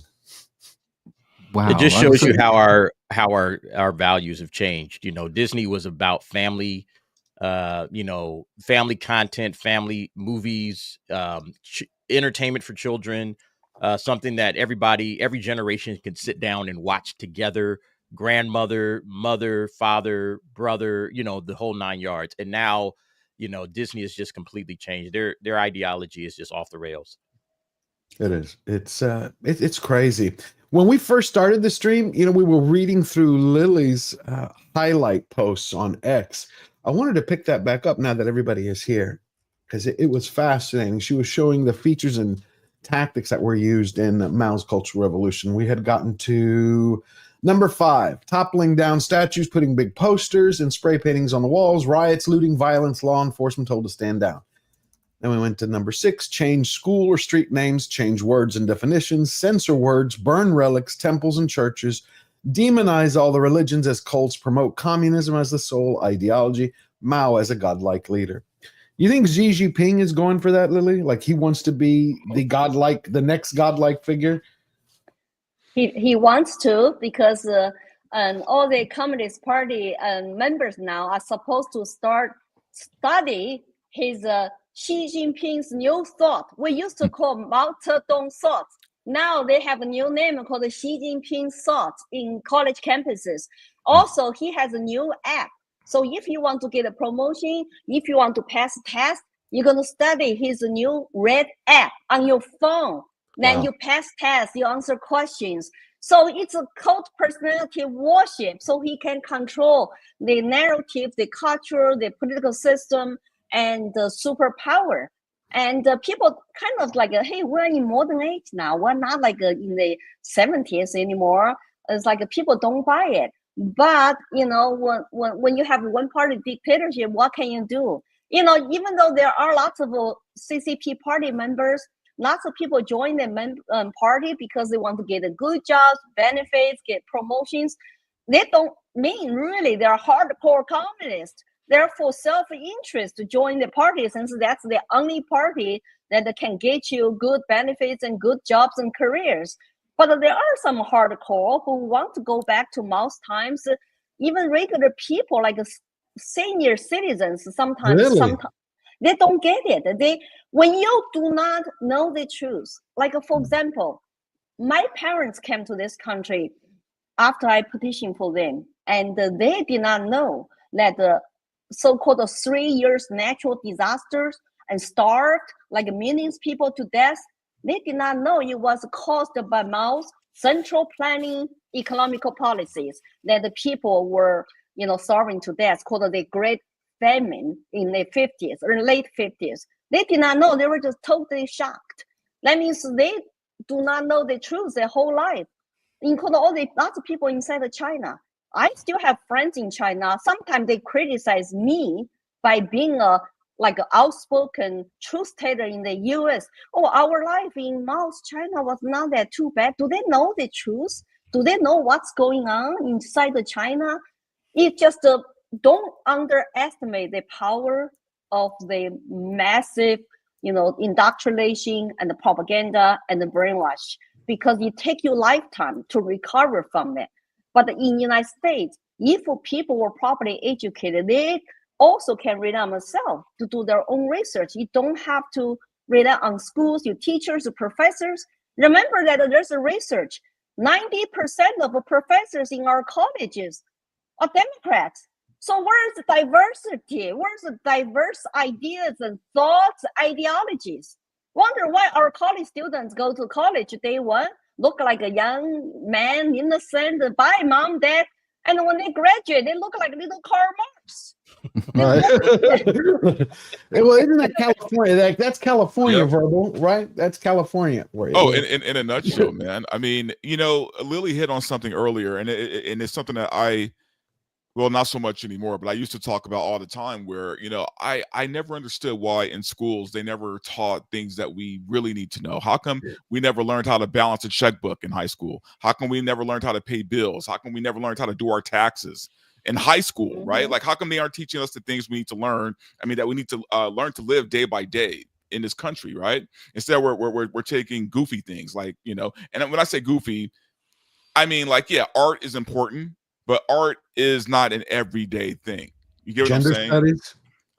Gender studies. Well, that I'm talking about art back in my day. Now it's all about gender studies and things like that, right? So they're teaching these kids now another set of things that they really don't need to learn in school, right? I mean, here's the thing: if you're trans, eventually you'll figure that out as you grow, and you'll figure that out on your own and through your own development, right? You don't need some blue-haired teacher to tell a 6-year-old that because they were playing with a doll that, hey, you know what, kid, you're actually a trans woman, right? You're telling a 6-year-old that that who knows nothing about gender, right? That they need to, hop on meds, that their parents need to get them on meds, their parents need to, get them surgical procedures. But I feel like, and again, here's where the tinfoil hat comes on. I feel like this is all by design. I feel like this is being purposely done. Well, right, to weaken. They need workers, man. You need workers. If everybody is an independent thinker, right? If everybody thinks independently and is, empowered. But that's America. That should be the fact, right? That should be. It should be the way, but they need people just to kind of fall in line. All right. I don't need 1,000, ship captains. All right. I need one ship captain. Everybody else, you guys go and work this, do that. I think that's the way the government is designed. Most people think, and that's why we get the education that we get. But I think though it's changed, because when I was in school, and I'm old, when I was in school, we had home ec classes where we would learn to write checks and balance checkbooks and pay taxes. We also had things like we had wood shop. I had a wood shop class. I made my mother a standing planter that she still has in her bedroom, where there's been since I was in it's middle school now, but it was junior high at the time. Gotcha. And they were teaching all of these things, and the schools also had their after school programs. There were all kinds of clubs and all kinds of different things, not just sports, but there was music, there was drama. I was the feature editor of my high school newspaper back then, and we were putting that out every 2 weeks, and it was we could explore. You had opportunities in school to explore different things that you might have been interested in and discover talents that you didn't know you had. And I think that was, and I did go to a very good public school that was very well funded, and still I learned skills and was exposed to things that I don't think kids today are. And that is a real, our educational system, and the fact that we're only teaching for test scores now, that education is the reward unto itself. The more you know, it creates a curiosity about the world in you. And it builds your skills up too. You And know, we so that you also- can actually get out there in the world and do things for yourself. You don't have to rely on people. You know what I'm saying? 100%. And like our school system had after school programs that were funded.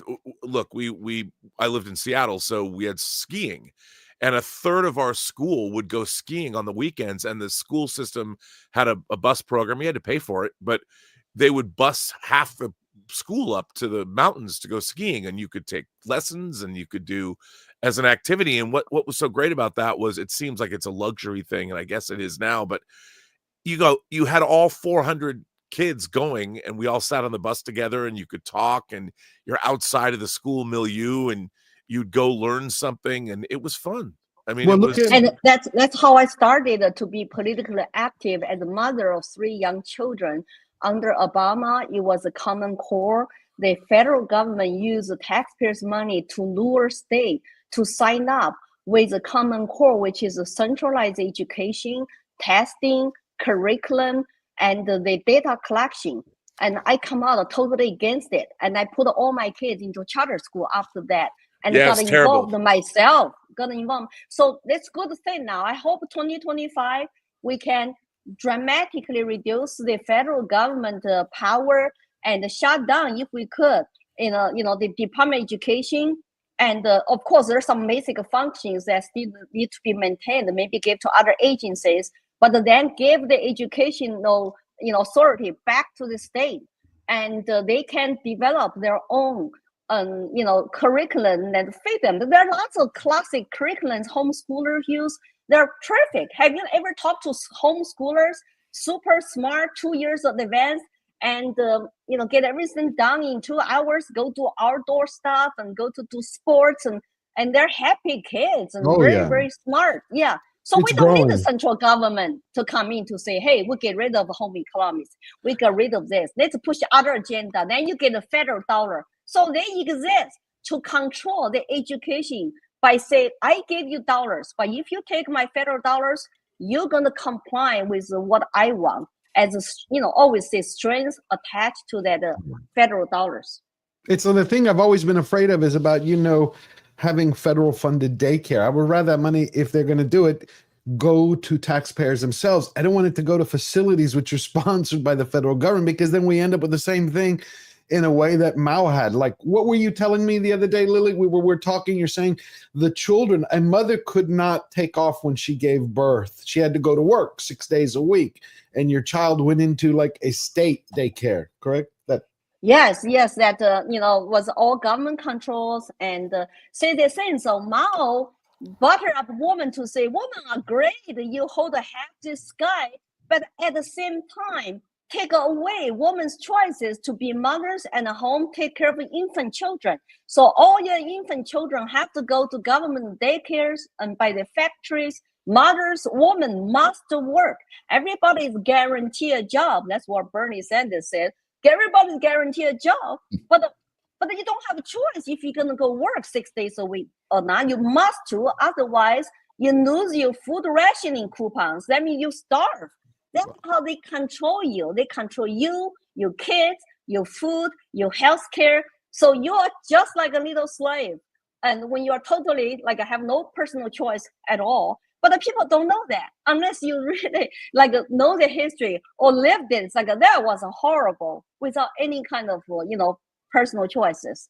Right, Lily, from somebody that's lived the history. Okay, we know that we got 4 years of I kind of borrowed time in my opinion because Trump's going to be gone in 4 years. He's here. We love it, but we have another side of this, and there's going to be a response from the Democrats, from the folks that have tried to, over the last few years, subjugate us. As somebody that's lived through, what's on the other side of Trump? What do you think we have to prepare ourselves for and get ready to fight for? What is the response going to be from, those that want to kind of subjugate us and get us back under their thumb? What do you think What do you think it is, and what do you think our response needs to be? I always say that we cannot rely on government. We have to rely on ourselves. That's why our founding fathers told us, I gave you a republic if you can keep it. That means as well-informed American citizens, we are owners of this country. We have to rely on ourselves and get involved, activated, and well informed.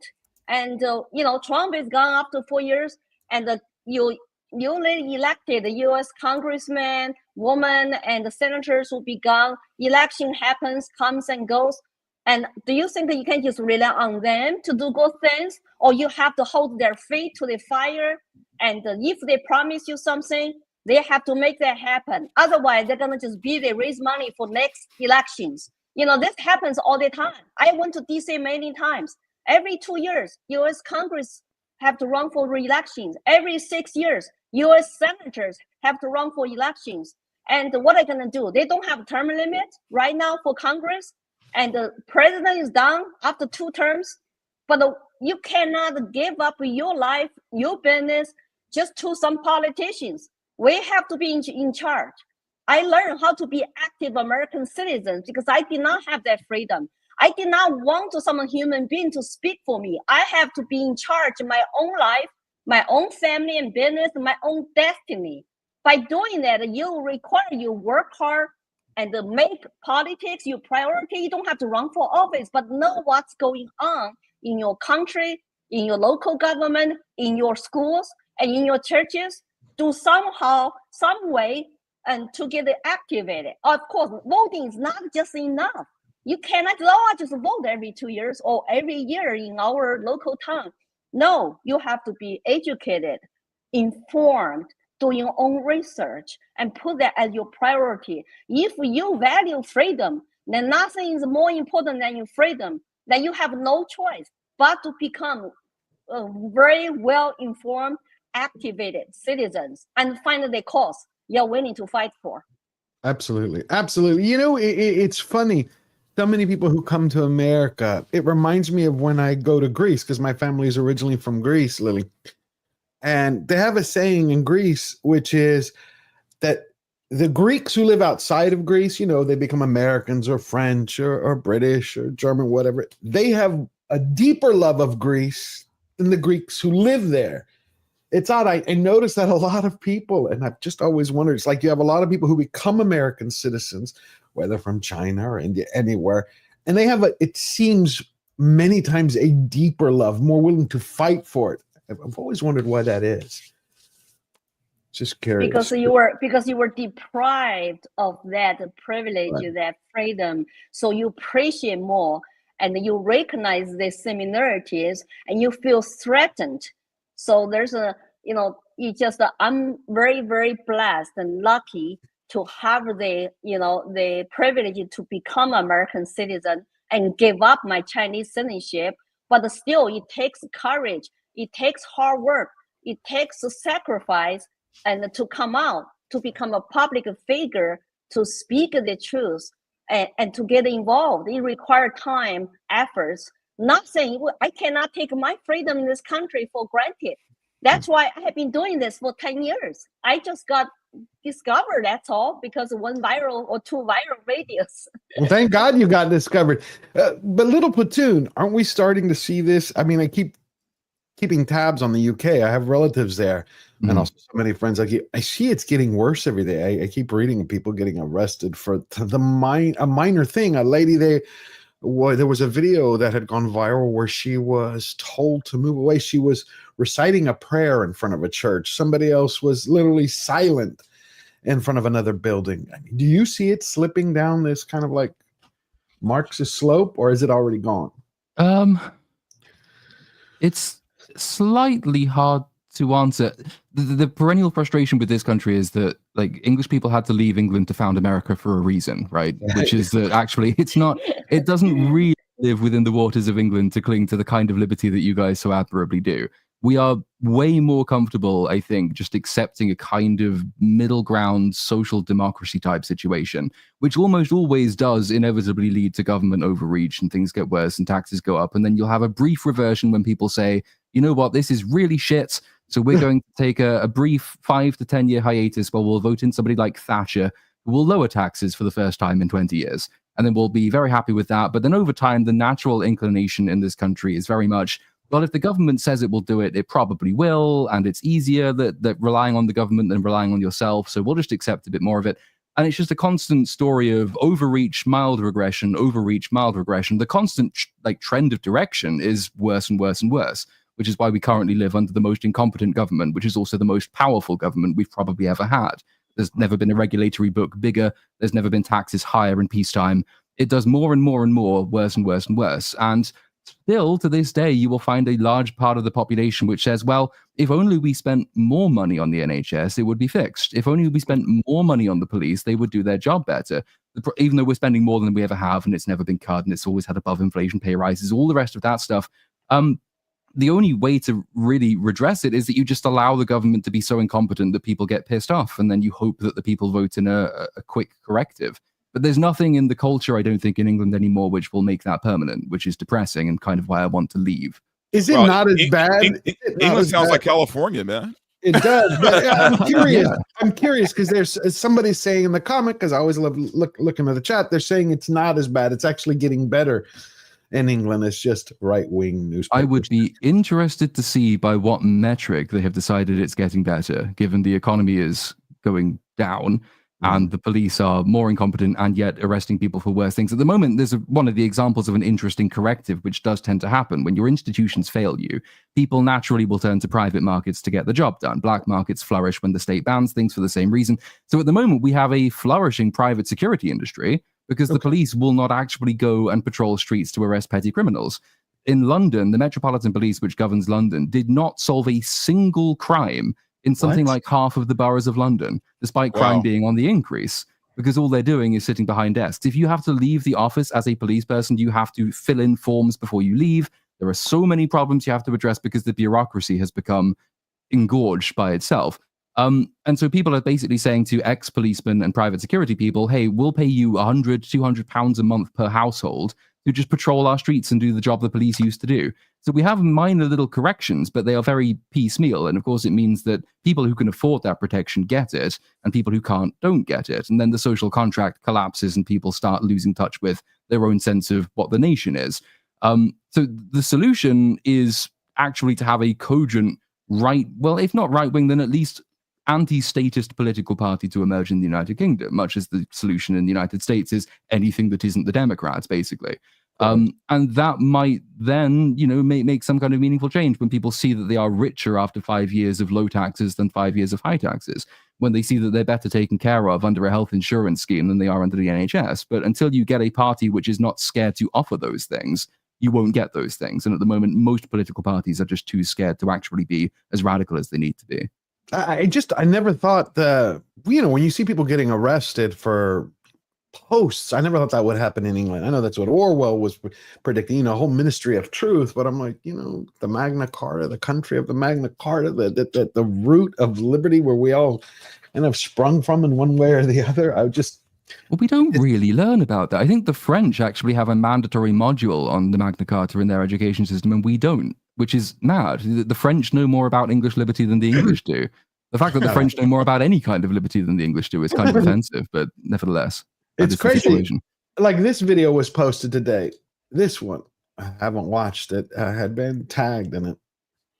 No. And by means of bill to post, you do not attend any events involved with Pakistan, okay? The reasons why we did this is on the 17th of the 10th of 2023, on Bethnal Green Road at 10:04, you were witness to saying, obviously, people, while they're over here, etc., we let them into our country, etc. So, big deal. Yeah, okay. So, big deal. Financials on the television. Saying it. Take him. Disgusting. You're disgusting. Absolute. I'm a stage 4 cancer patient and I need to be here. Make a scene of shoes. The shoes is make the scene you're arresting him because he said something in the street of the Hamas, a terrorist organisation. You haven't been round the block. I don't know what you're talking about. John, have a custody. Did you hear that? What? All those Palestinian flags in Bethnal Green Road. And they discuss it. Absolutely disgusting.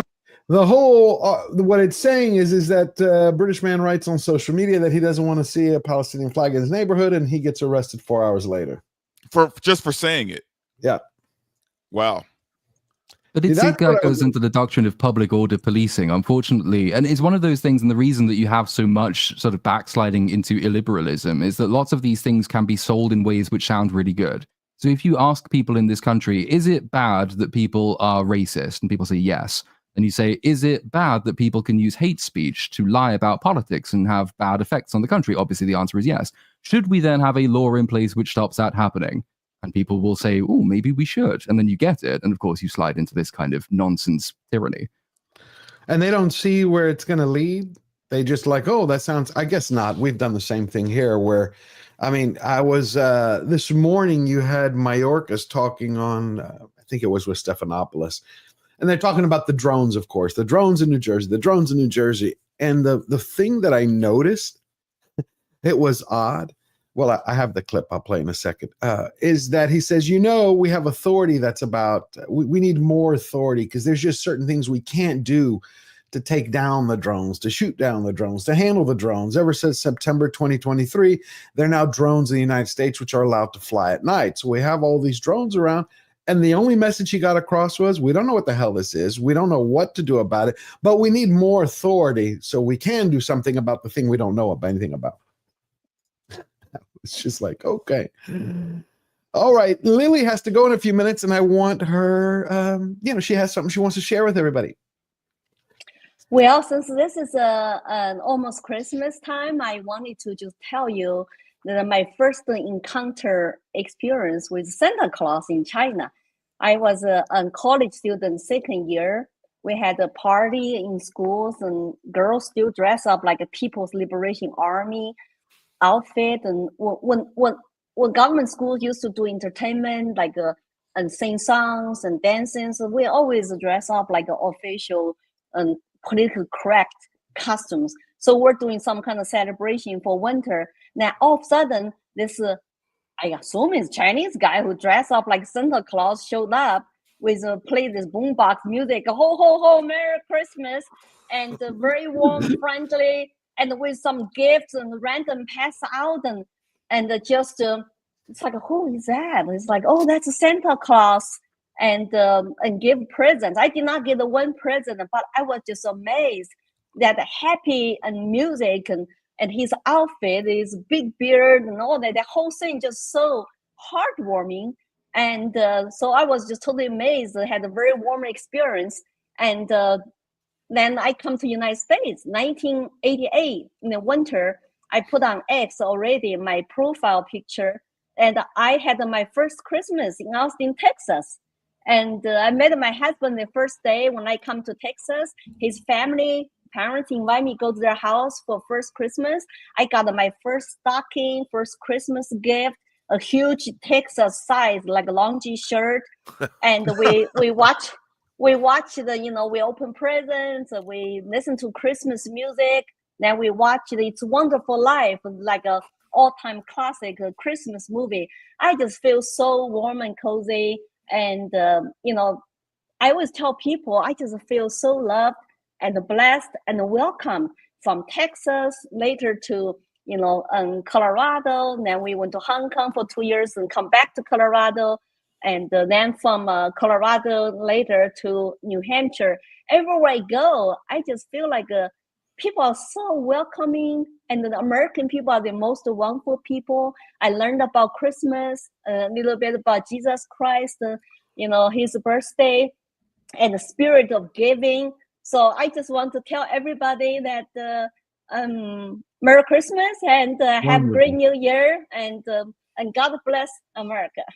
Oh, thank you, Lily. That's amazing. The child loves it. God bless you, and I wish you and your family a very Merry Christmas. I want to ask one last question before you go. How do you think China is going to respond to Trump when he gets in? Are they worried about him? Or they're like, it's just 4 years, we're just going to get past him? Because he keeps talking about the tariffs. China did not want Trump to win. Yeah. And they had a video 2020, and after the presidential election, they were even talking about in the party school called Renmin Daxue, People's University, where a professor talking about how they are happy now. They have Wall Street friends. They have their friends are now in the U.S. government. Biden won the presidential race, and then after that, blow up the internet. And they took that video down in Mandarin Chinese. But my friend who is a citizen journalist, we all know this was going to happen. If something they don't want you to know, then you always make a video yourself and took a copy, right? So it showed that they did not want Trump to win. And regardless what Trump says, that I think he's have effective strategies to deal with China, and that he is American first president. He will use whatever, say whatever to get the best deal for our country. My China policy is always we need to keep engaged with them, but also we do not want to rely on them for our supply chains.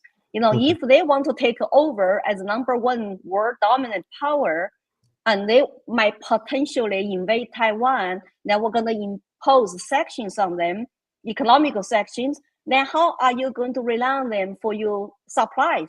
For example, 80% our drones are coming from China, and they include lots of military drones. Are you kidding me? Is that a national security threat? What is wrong with Americans produce their own military equipment? We used to. And that's like something killed. Yeah, and vitamins, we used to, the COVID-19 was leaked by Wuhan lab, but we are relying on China for PPE supplies, for masks, and for lots of things. And now our open border policy, there's lots of Chinese nationals coming through the southern border, maybe lots of good people. But what if you get 1%, 5% bad people who want to do harm to us? It's like we have a very ineffective, naive China policies.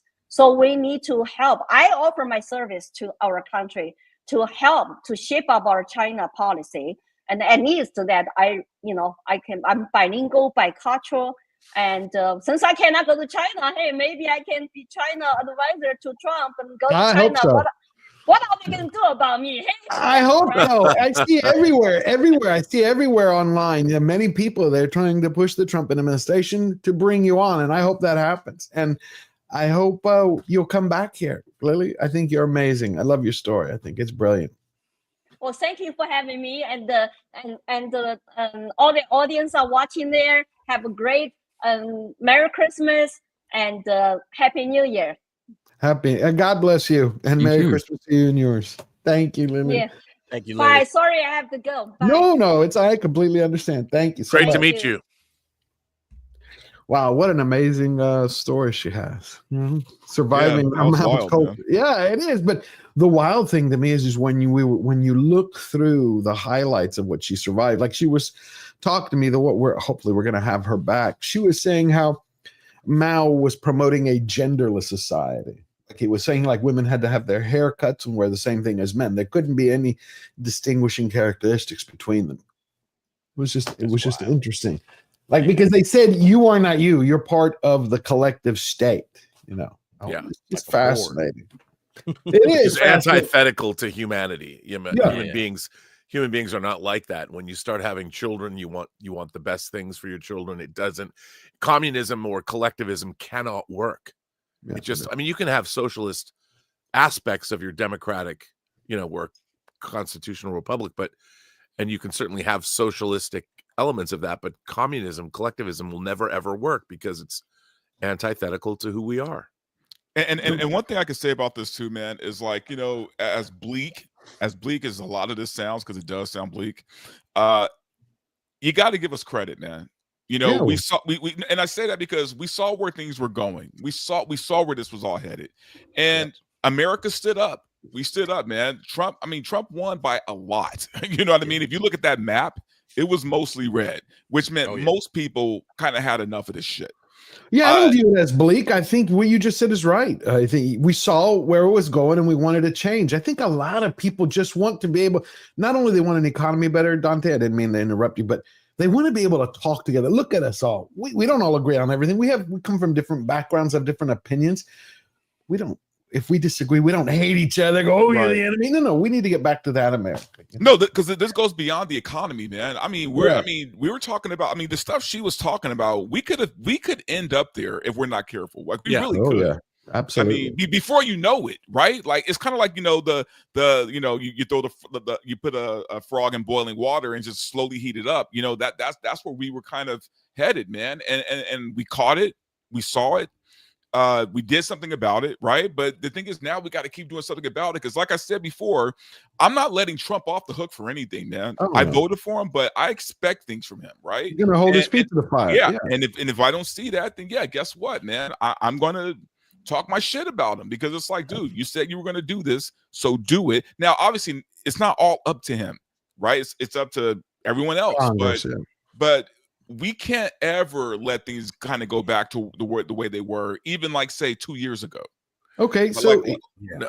And Here's also the he is hamstrung in the sense that he's, in a way, you could call him a lame duck president because he can't have a second term, a third term.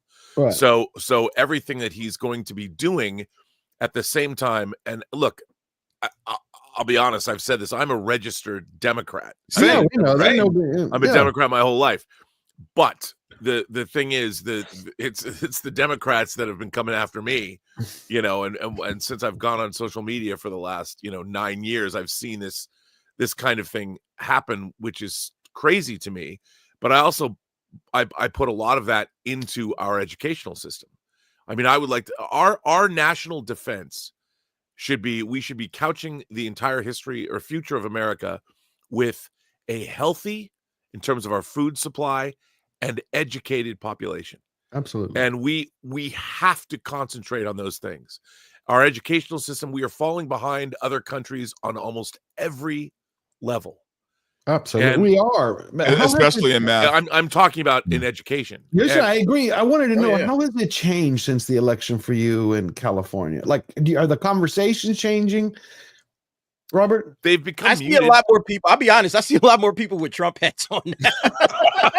Yeah, I mean, I see a lot more people with Trump hats now. It seems like everybody's out of the closet. All the closet Trump supporters, they feel more comfortable. That's like the only real major thing I think we see. We're still a blue state, though. We I'm are. talking about the rhetoric. Has it toned down or heated up in personal conversations? From the small thing that I've noticed, and I think a lot of people are sick of this, is the death of common sense. Right. I feel common sense is starting to bubble back up where people are like, look, everybody wanted to be nice to everybody else. That's it right there. Yeah. And we really do. I think most people, and I think that idea that Americans, for the most part, we're a nice bunch, I think that has been taken advantage of by activists who have weaponized our desire to be nice to people and turned it into a cudgel to smash people in the face with it. And I think ultimately the idea of Americans, and I use this as an example when I moved to where I live now, a tire blew out on my car and I was waiting for roadside assistance because I didn't have there's no spare in a Prius. Don't judge me. I have a Prius, so Really? but I must have had like 6 people stop and ask me if I needed help. They didn't have the little donut wheels. They didn't come with the no, donut they wheels? don't. Oh, wow. Because it's a hybrid, so the battery takes the place of the thing. And so 6 people, all different shapes, sizes, colors, creeds. 6 people stopped and asked me if I needed help. That's good. Now, there is still that, and I think there will always be that here in this country. Would they help you if you had a sticker that said MAGA, Trump, whatever, red? That's what I'm curious. I don't know. Has You know what? changed? I think that they would, to be honest, Well, that's because good. I think that Americans' desire to help people transcends. Look, if you don't, look, it might be different if somebody was anti-Trump or anti-MAGA or something, and I had a sticker. I will say that could have affected things. Okay. But I think for the most part, Americans, and I've seen this. I mean, I've traveled around. I've lived in different countries. Yeah. I think Americans have something that is unique to us, and that is this desire to, like, if you go to like France and you're sitting at a cafe drinking wine, smoking cigarettes, and somebody says, I'd really like to go to the moon, or I'd really like to. Someone would say, "Oh, why do you want to do that?" In America, Americans will go, "Yeah, you should do that. I'll help." Yeah, that's cool. And that's the thing that Americans, like, we try and export democracy. Nobody knows what democracy is if they're in a country that didn't have it or isn't used to it. But what Americans are good at is, and I think what we're best at, and what we should, is that we're good at helping people either achieve something or be a part of something. We'll help. You know, you want to build a barn, we'll help. And that's what, and I think even if you live in neighborhoods and you hate your neighbor, if your neighbor's drain was or a gutter was falling off and he was up there hammering it back on, you might hate that guy, but you might lend a hand.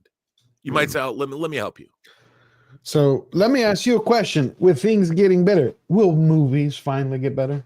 Because that's a different topic. Kraven the Hunter came out this weekend. So so it's funny because I was talking to Script Doctor. We were hanging out at the Yard House after we saw Kraven. I'm sorry, and I couldn't asked make him that, that by very the way. question. I asked him that. Yeah, I asked him that very exact question. Are things getting better? Will things get better? And how soon? And he said we're looking at maybe a 2 to 3 year time frame. They still have stuff in the pipeline that they gotta flush down the line. So maybe in 2025 we're gonna get a lot of woke movies. 26 maybe, but we'll start to see in 2 to 3 years time. They're gonna have to start getting back to actually telling good stories and not just telling ideology and agenda. Because ideology and agenda, I don't know if everybody's not aware of it. It's not entertainment. That does not entertain. But also studios have to get back to making money. They have to. Like at this point, it's it's make or break. They have to start making money again, man. We had a few standouts this year, right? We had Wicked, we had Gladiator, surprisingly, Deadpool, Wolverine. There were a few hits this year, definitely. But the studios have been losing money for a while now, man. And I think they got to get back to just regular pace, making entertaining movies that, people want to go to the theater to go see. Because you got to remember, man, no matter how bad the movie is, no matter how good the movie is, people are always going to second guess the movie because the ticket price is $20 goddamn. So it's a That's weird without thing. Coke and popcorn and That's without, and then also the other part that they're screwed on is, hey, guess what? If I just wait a month, I could watch it on stream. I was just about to bring that up. Red One is on Prime Video right now. Like this is a I Christmas saw it last movie. night. Yeah. It's a Christmas movie. Why would you not let that stay in theaters as long as possible? Go watch it, and then after Christmas, pull it. Like, why would you put that? Because they don't want to give the 50 split. They don't want to do the 50 crazy price, to me, but they don't man. want to do the split with a theater ticket. I think that's the only reason why. Was splitting money on theater tickets really a concern for Red One? I mean, I would have thought that would be more a case of yeah, good point. It was an Amazon. Get rid of that movie. It was an But Amazon. I would just let that film, thing leg it out. I would let it leg it out in theaters as long as humanly possible. I mean, they've been pulling movies fast. Like The Fall Guy was literally, and that's a good movie. The Fall Guy is a good movie, and it stayed in theaters for 3 weeks before they threw it on VOD. And I was like, what are they doing? Like this. I don't understand how they pick them. I don't understand they pick them, Derek. I don't Like get one it, man. movie's there for 4 weeks, the other one's there for 3 days. It's like Borderlands. Well, Borderlands was shit. Come on, worst movie of the year besides The Crow. But it was there for what? 2 days, 3 days. It's wild, and I don't see how that's a sustainable business model when if you're going to put it in theaters and you're going to market it and have all of this, trailers and everything, and then you throw it in and it's only up for 3 to 4 weeks, and then it's on VOD. If I'm a consumer, I'm like, I can wait. I can wait 3 weeks. I can wait a month. I don't have to see this movie right now, and I will catch it on VOD. They are training the audiences to stay at home. And to me, that is going to kill the theaters. I don't know. Maybe they can make their money up somewhere on the back end with streaming, with all of the, Netflix and everything they can. But that's going to kill the theaters. And theaters are very important to me. And I think they should be important to the film industry. I think you talked about this at one point in time, Rob, that movies that hit theaters do better in the long run, period. Whether you throw them on VOD or physical sales. If they do better in the long run. So, like, what are they doing? I don't understand the thought process behind it. But didn't it start, Robert? I'm sorry. Didn't it start, Robert, with Black Widow? This whole taking the movies and putting them on streaming? I mean, here's the thought, I think, behind streaming is that if a studio makes a movie and puts it on their own streaming service, there's no middlemen. They're not sharing revenue with anyone. The problem is a movie that costs $200 million. If it goes on to streaming, it generates $0. Right. And the real problem is streaming. There's only so many households on planet Earth that can subscribe to a streaming service. You don't think it brings them on? Well, it's not a growth industry. Eventually, you're going to hit a ceiling. Eventually, all the people that are going to subscribe to Netflix will have subscribed to Netflix. So there's going to be no subscriber growth, which is what they've been basing this on. So you don't think people signed up? I'm just giving an example. Black Widow to go. Oh, let me go get. Sure. No. Sure. No, I'm saying that they did, but what I'm saying is that's already happened. So the people that want to. So what happens is if you make a movie like Red One, which is a $200 million movie. No way. That's how much that was. I found 6 minutes. Now, if you think about this, Amazon, it's an MGM movie, so it's. I thought it was like 30 million tops. No, $250 million. Yeah. So The Rock's paycheck was $30 million. Yeah. So here's the thing about that. Amazon and Apple, their primary business is not entertainment. You know, Amazon is a shipping company. They sell you things. They want you to purchase, for instance, Amazon Prime. Now, they're using their entertainment as yet another facet of what Amazon will deliver to you, but really, they really don't care. I mean, they do care because a lot of money is involved, but the kind of money, their business model does not, it absorbs the 250 million because they're not an entertainment company. Same with Apple. You know, Apple makes computers and devices and things like that. Now they have entertainment that they will put on those devices, but they're not constrained by the economics that a studio is constrained by. A studio's job is to make movies or television, and that's where they get their revenue. But the problem now is that so much they're spending way too much money on movies. I don't think studios even know how to make mid budget. I mean, Hunt for Red October, which came out in 1990, was a $30 million movie. Yeah, something like that. $30 million bucks. Now it would be a 10-episode streaming series that costs $300 million. Probably. And there is no, like, if you look at the box office of films, the reason that they think expensive movies are the way to go is because if you look at the top earners from the box office's perspective, they're also some of the most expensive movies ever made. So that thinking has now permeated everyone. Everything. How much was Endgame to make? Well, okay, the Endgame and Infinity War are exceptions, but they were incredibly expensive because you had all the salaries, but also they were worth it. But you had, I mean, Infinity War was Endgame was the 22nd movie in a 23 movie series that was carefully curated and beautifully constructed and built. Right, but you can't have every movie. My point is, you can't have every film have those types of budgets. No, and a Gladiator 2, who decided that Gladiator 2 should cost that much money? Well, they weren't even thinking. They just give it whatever. It's a known commodity. I mean, the funny thing about that is, Gladiator 2 it's 24 years since the first Gladiator came out. You have whole generations of people that have lived and died and have been born that have no connection to Gladiator. You know, I've often said that pop culture has a half-life of 20 years. Yeah. But it did have the good luck of coming out at the same time as Wicked, which yes, it was almost, and Moana too.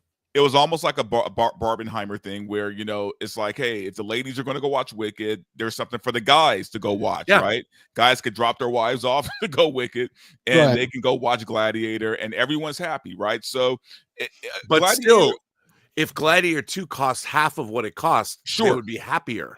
Oh, much happier. But now the idea, there's such profligate spending now in Hollywood. Oh, we're making a big blockbuster. It doesn't matter how much it costs. We'll just give it. How much money do you want? Okay, how does Captain America: Brave New World, with projected being almost going to a $500 million budget, how does it make money? It doesn't. It won't. It doesn't. It won't. It will never make. Even if it grows $1 billion, it won't make money. Right, because that's before marketing. So what are we talking? Another 100, 200 million? So that's a 700? 200. So yeah, it's not going to ever make money. So has that become the most expensive film today? 700 million? I don't know. Okay, so let's say 700 million. The only way I could see it is it would have to be at the height of Phase 3. You know, MC is Phase 3. There's no other way. It's got to make like $2 billion or something like that in order to turn. So why don't they pull it or just put it on streaming? That's not going to happen. They're going to get humiliated. Well, you know what they've already done? You know, they had a deal with McDonald's to promote the film. They already had. So this is fascinating. They've swept this under the rug. So they had a release date, which was last year, and they made a partnership deal with McDonald's, right? McDonald's comes in, and there was a Captain America New World Order campaign where you could go to McDonald's and get toys, you know, and get McDonald's Happy Meals. They did that for the movie a year ago. They had to, because they were contractually obligated by their deal with McDonald's. They swept it under the rug. They had to do this deal before they even changed the name of the film. Wow. And that was swept under the rug, and that was a promotional opportunity that Disney completely lost out on. This film, they're going to have to just completely. I brought that up a few times actually, Rob, and I said I guarantee you what happened there was Disney went to McDonald's and they said our movie's not ready. Can you push the toys back? And they're like, no, fuck you. Yeah, because we've done it so many times already. If your movie's not ready, tough shit. We've got something else coming out in February or May or whatever the hell it is when it gets out that's more important to us now. I mean, it was wild. I took a picture of they had Captain America pictures in the window. Yeah, and I was like, what? It's crazy. I know. It's nuts. And it was, and also, but the thing is, the real problem is Hollywood Marvel should not be going into making movies with unknown directors who haven't made films at this scale.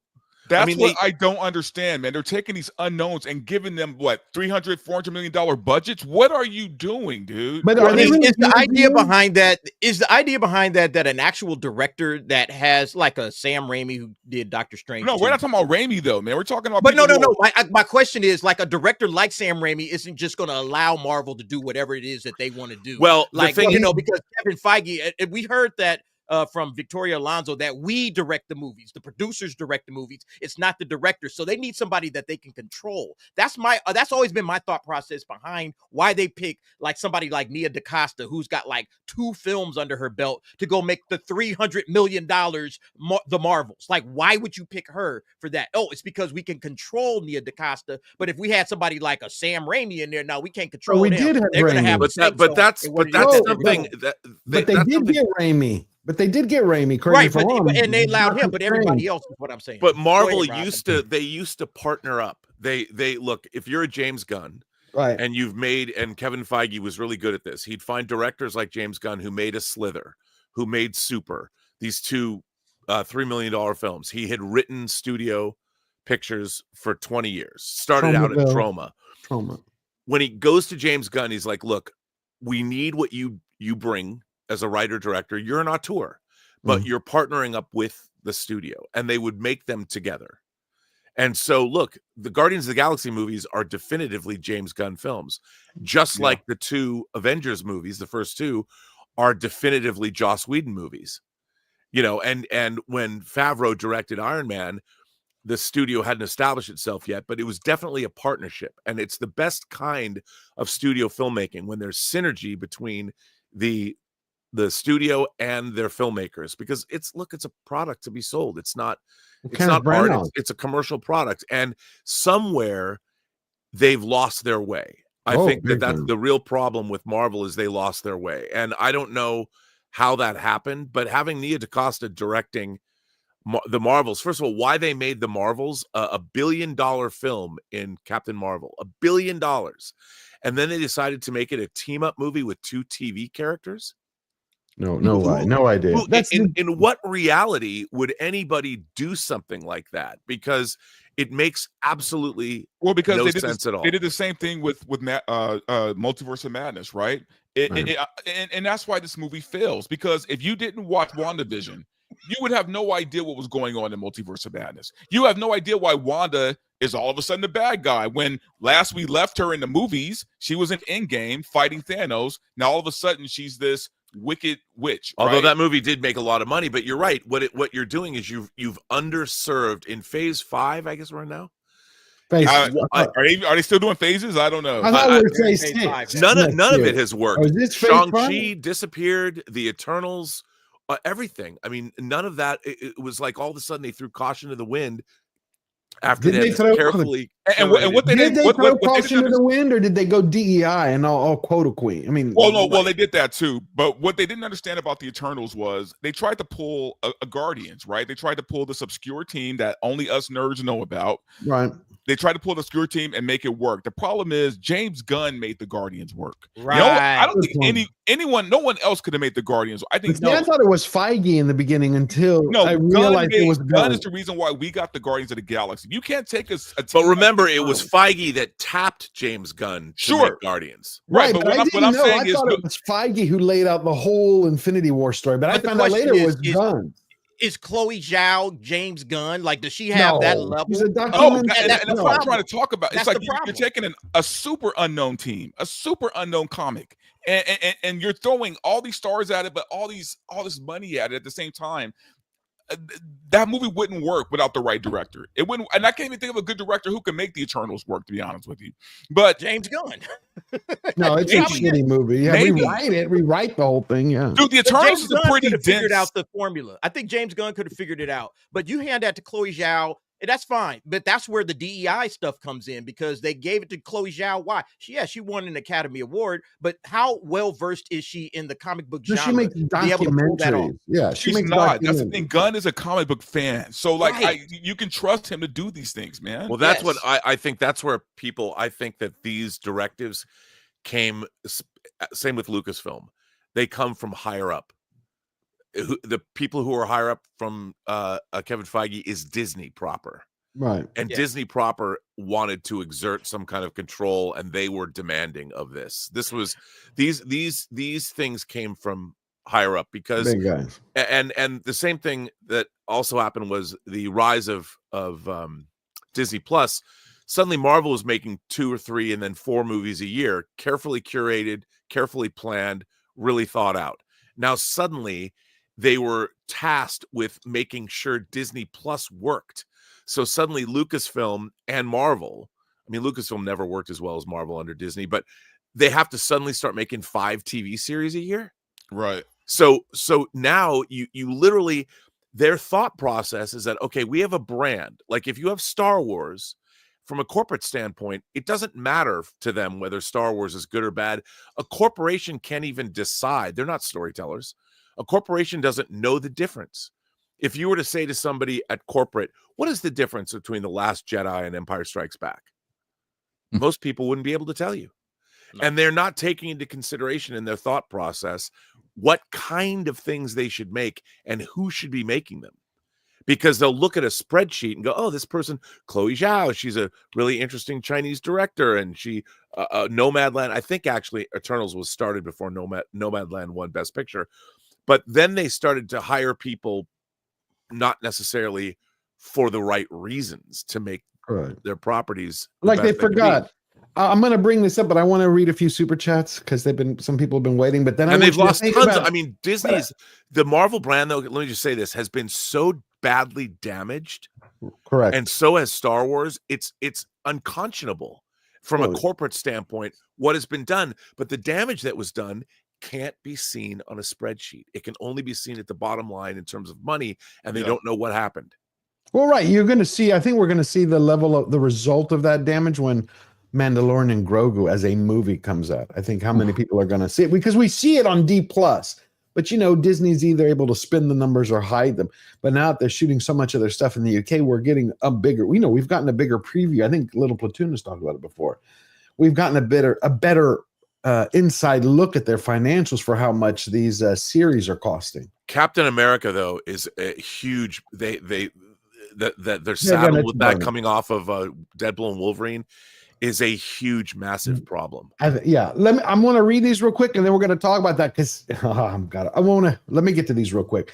And Mac gifted 5, George, the Giant Slayer memberships. Thank you, and Mac. Please, everybody, go thank and Mac. That is awesome.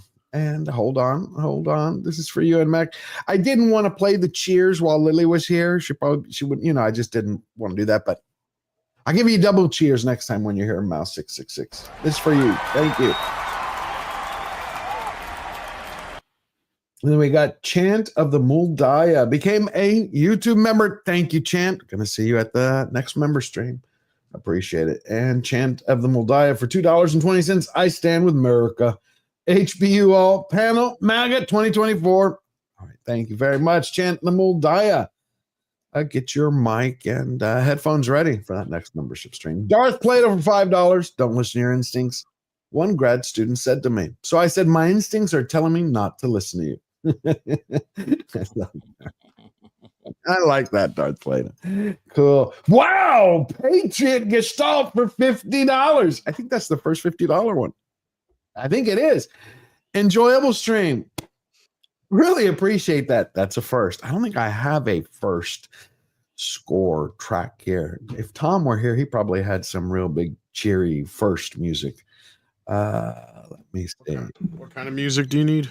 It's the first time I've gotten a $50 super chat. So I was like, it's a first. Oh, you need something? Okay. That's a start.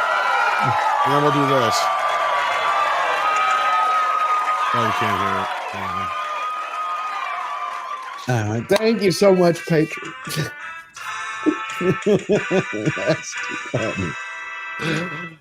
That's cool. Thank you, Patriot. So thank you, Tom, for that. That's really awesome. And then we have Fletcher. Next one is Fletcher. Am I hearing? No. Oh, there we go. Bart Levy. Okay, yeah. Okay. Bart Levy Sock Chucker the fourth, $5. Rob, Tom, tell me you guys picked up Vincent's 4K release of The Keep. Wait a minute, The Keep is out in 4K? Oh, FOMO'd, but pre-ordered. Yes. I didn't know. That's one of my favorite movies. It's sold out at Vinegar Syndrome, but Imprint from Australia is doing their version too. God, you gotta give me a heads up when you get those things. I didn't know. Keep. I loved Ian McKellen in The Keep. They sold 12,000 copies of The Keep in 40 hours. Wow. Wow. Love The Keep. Gotta find it. Thank you, Fartleby. Sock Chucker. Dragon drove for $10. Bet that's 6. That's Stop to Help. We're all MAGA, not Dems. They're good Americans. I don't know if it's in California. Who knows? But thank you, Dragon Dro. And Blitzen gifted 10 Georgia Giant Slayer memberships. Wow. Getting a lot of membership support today. I love it because that means there's going to be more of us. I love meeting everybody when we do the membership streams on the panel. Thank you, Blitzen. Hey, George. Yep. I just shared something just to piggyback off of what we were just saying in regards to Marvel. I just shared my screen if you want to post that up. This is the list of all of the MCU content in 2 years, guys. 2 years, 21 and 22. How is this sustainable when you have this much storytelling going on? A lot of it is Disney Plus. And you got to keep up with a universe. And this is what you're looking at from 2021 all the way to the end of 2022. Wow. It's unsustainable. You can, there's no way you can sustain this. This is everything that came out that people had to keep up with, watch, Disney Plus or in the film, in the theaters. Marvel, when they were doing 3 things a year, that was fine. But I think this is 13. And how many of those were actually good? Right. Yeah. Like hardly any of them were good. Maybe 2 or 3. Yeah, hold that. I'm going to remove that for a second. I want to finish these up so that people don't leave. No. And then we'll get right back to it. Have 2 more. No, nothing to be sorry about. Just we'll get 2 more. And we had Blitzen. This was for Blitzen. Thank you, Blitzen. And then we got Skiz Spivak Esquire gifted 10 Georgia Giant Slayer memberships. Please go thank Skiz. Beautiful soul. What the hell is that? What the hell? That's for you. Okay, that's what happens on live. I'm like, moo? No. That was the applause for you. Thank you, Skis. I hit the wrong button. A moo. But it's funny. All right, let's bring this back up with that DA was sharing. There we go. Yeah, somebody pointed it out. My bad. It was 16. These are 16 things. 16 instead of 13. So you're talking about television movies or television shows. You got Werewolf by Night, which is a special that didn't really connect to the MCU, but you don't know that if you're going in. You're just watching content. I mean, there's no way that anybody, your general audience is not gonna lock in on all of this stuff. They'll watch some of it, but most people have started to check out. I asked a buddy of mine who was all the way in with the MCU, just your regular run of the mill, not a comic fan, but he loved the MCU. He was all in. He saw all the movies. And like after the first two things of phase 4, he was done. He was like, it's way too much. It's way too much. I can't keep up with it all. Yeah, you can't, because you also have to either know the stories or you have to watch every damn thing. But I like the time, as we were talking before, when Robert was mentioning, where the directors actually were able to live their vision. They were able to realize their vision, like Kenneth Branagh's Thor. That had, to me, a very Shakespearean. Yeah, and that was when the MCU was the best. Right. But of course, if you were to look at all those directors that made those movies, they all have one thing in common. Which? And I'll leave that for you to decide what that is. So what do you think? So who here saw Kraven? I'm just curious your thoughts, just real quick, go around. Yeah, me and DA saw it Thursday, man. Platoon? Not yet. No, I'm going to be watching it if I can after this stream, I think. So I've not yet had time to see it, unfortunately. I'm going to hold to that. To me, it was good, bad. It was terrible. And I had a free ticket, so maybe it's easy for me to say that because I didn't have to drop $20 to watch it. But look, man, if you saw Madam Web, you pretty much saw Kraven.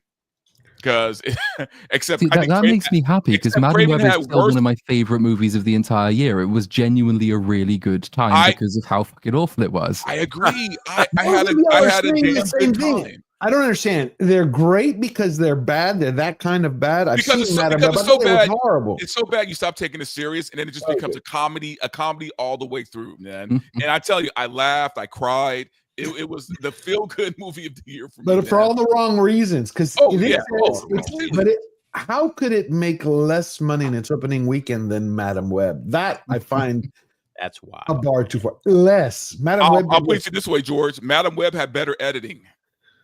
Okay. Oh my God! Really? ADR in this movie ADR is despicably bad, man. Oof, I don't know who let this get off.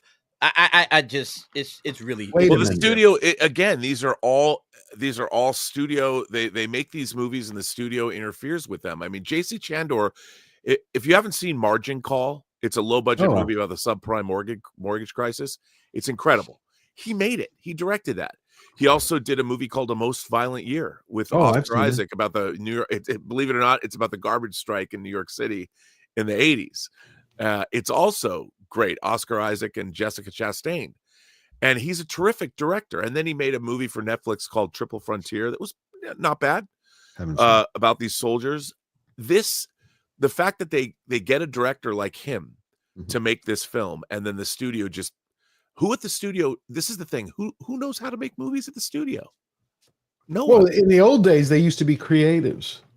Yeah. They used to tell stories. And but Tom Rothman runs Sony. He's got no excuse. He was over at Fox. And it's so sad to see these films. Amy Pascal isn't there. They can't blame her. Nope. She's only attached to Spider-Man.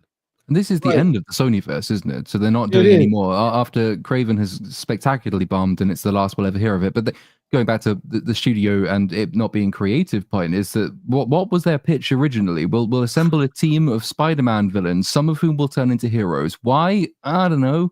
Maybe Spidey will turn up one day when the contracts allow him to, and that's it. I know Drew Goddard was originally attached to do Sinister Six.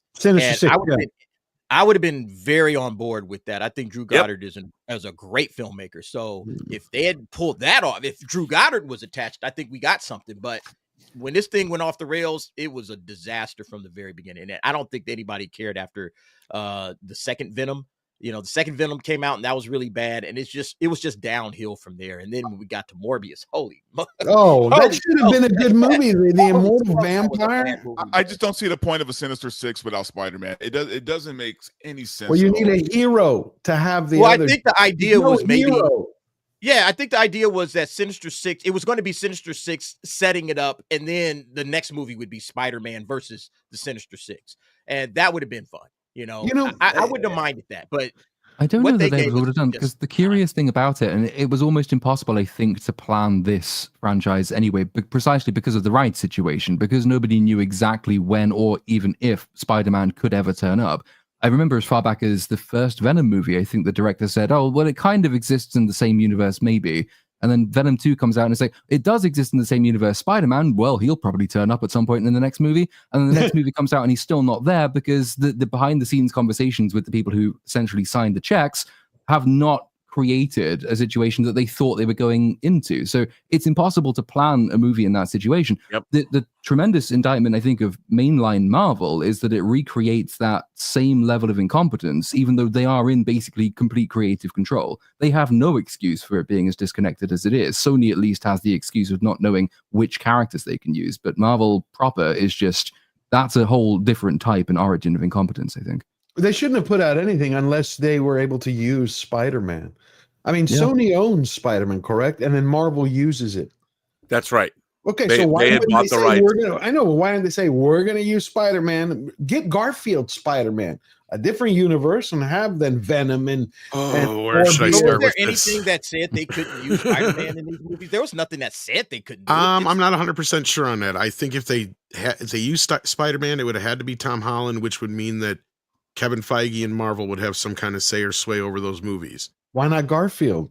Because I don't think they can. Yeah, and Garfield probably doesn't have a contract, whereas Tom That too. Holland has a Yeah. contract that they would have made.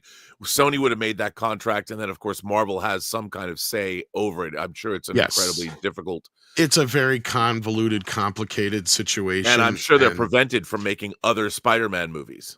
Trust me, it was always Avi. It was Multiverse. probably Avi Arad and definitely Amy Pascal's plan the entire time to pull Spider-Man out of the MCU and continue him into their little Venom verse. You can tell the signs are there, and that's things we kept hearing. But what kept getting in the way was Tom Rothman, from what I know, and that is that the only movies of those bunch that were making any money were the Marvel Spider-Man movies, right? Because Amazing Spider-Man 2 failed. And the only time Spider-Man has made $1 billion has been with Marvel. So Tom Rothman is the type of frugal. He does. First of all, he doesn't understand superhero movies. He hates them. So he'd just as soon sit back and let Marvel make these movies for him and him collect checks than have to sit there and worry about this stuff. And I guarantee you he's going to put a stop. And I said he was going to put a stop to this. And I bet you that's where the news came earlier this week when they knew that Kraven was going to fail. And he's like, no more. We're not spending any more money on this. And no more movies are in development. But The only they did it Spider-Man wrong, related. Tom. Sorry, I didn't mean to interrupt you. You were on a roll. No, I was just saying the only thing Spider-Man related that's still in the pipeline, and that's even in question right now, is the Spider-Verse stuff. The Noir series is the only thing that's gotten through any sort of production. They still have yet to start production on Spider-Verse 3. Wait a minute. They got the one with Nicolas Cage where he's Yes. the. Yeah, that's That's Spider-Man the show. Noir. That one's shooting.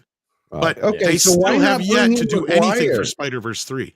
It's, I don't think they can. bring in Maguire or Garfield. Say it's the multiverse. They're in another one. Then you can bring in Venom and Morbius and Kraven, and it would make sense. How do you have villains or the Sinister Six anti-heroes without a hero?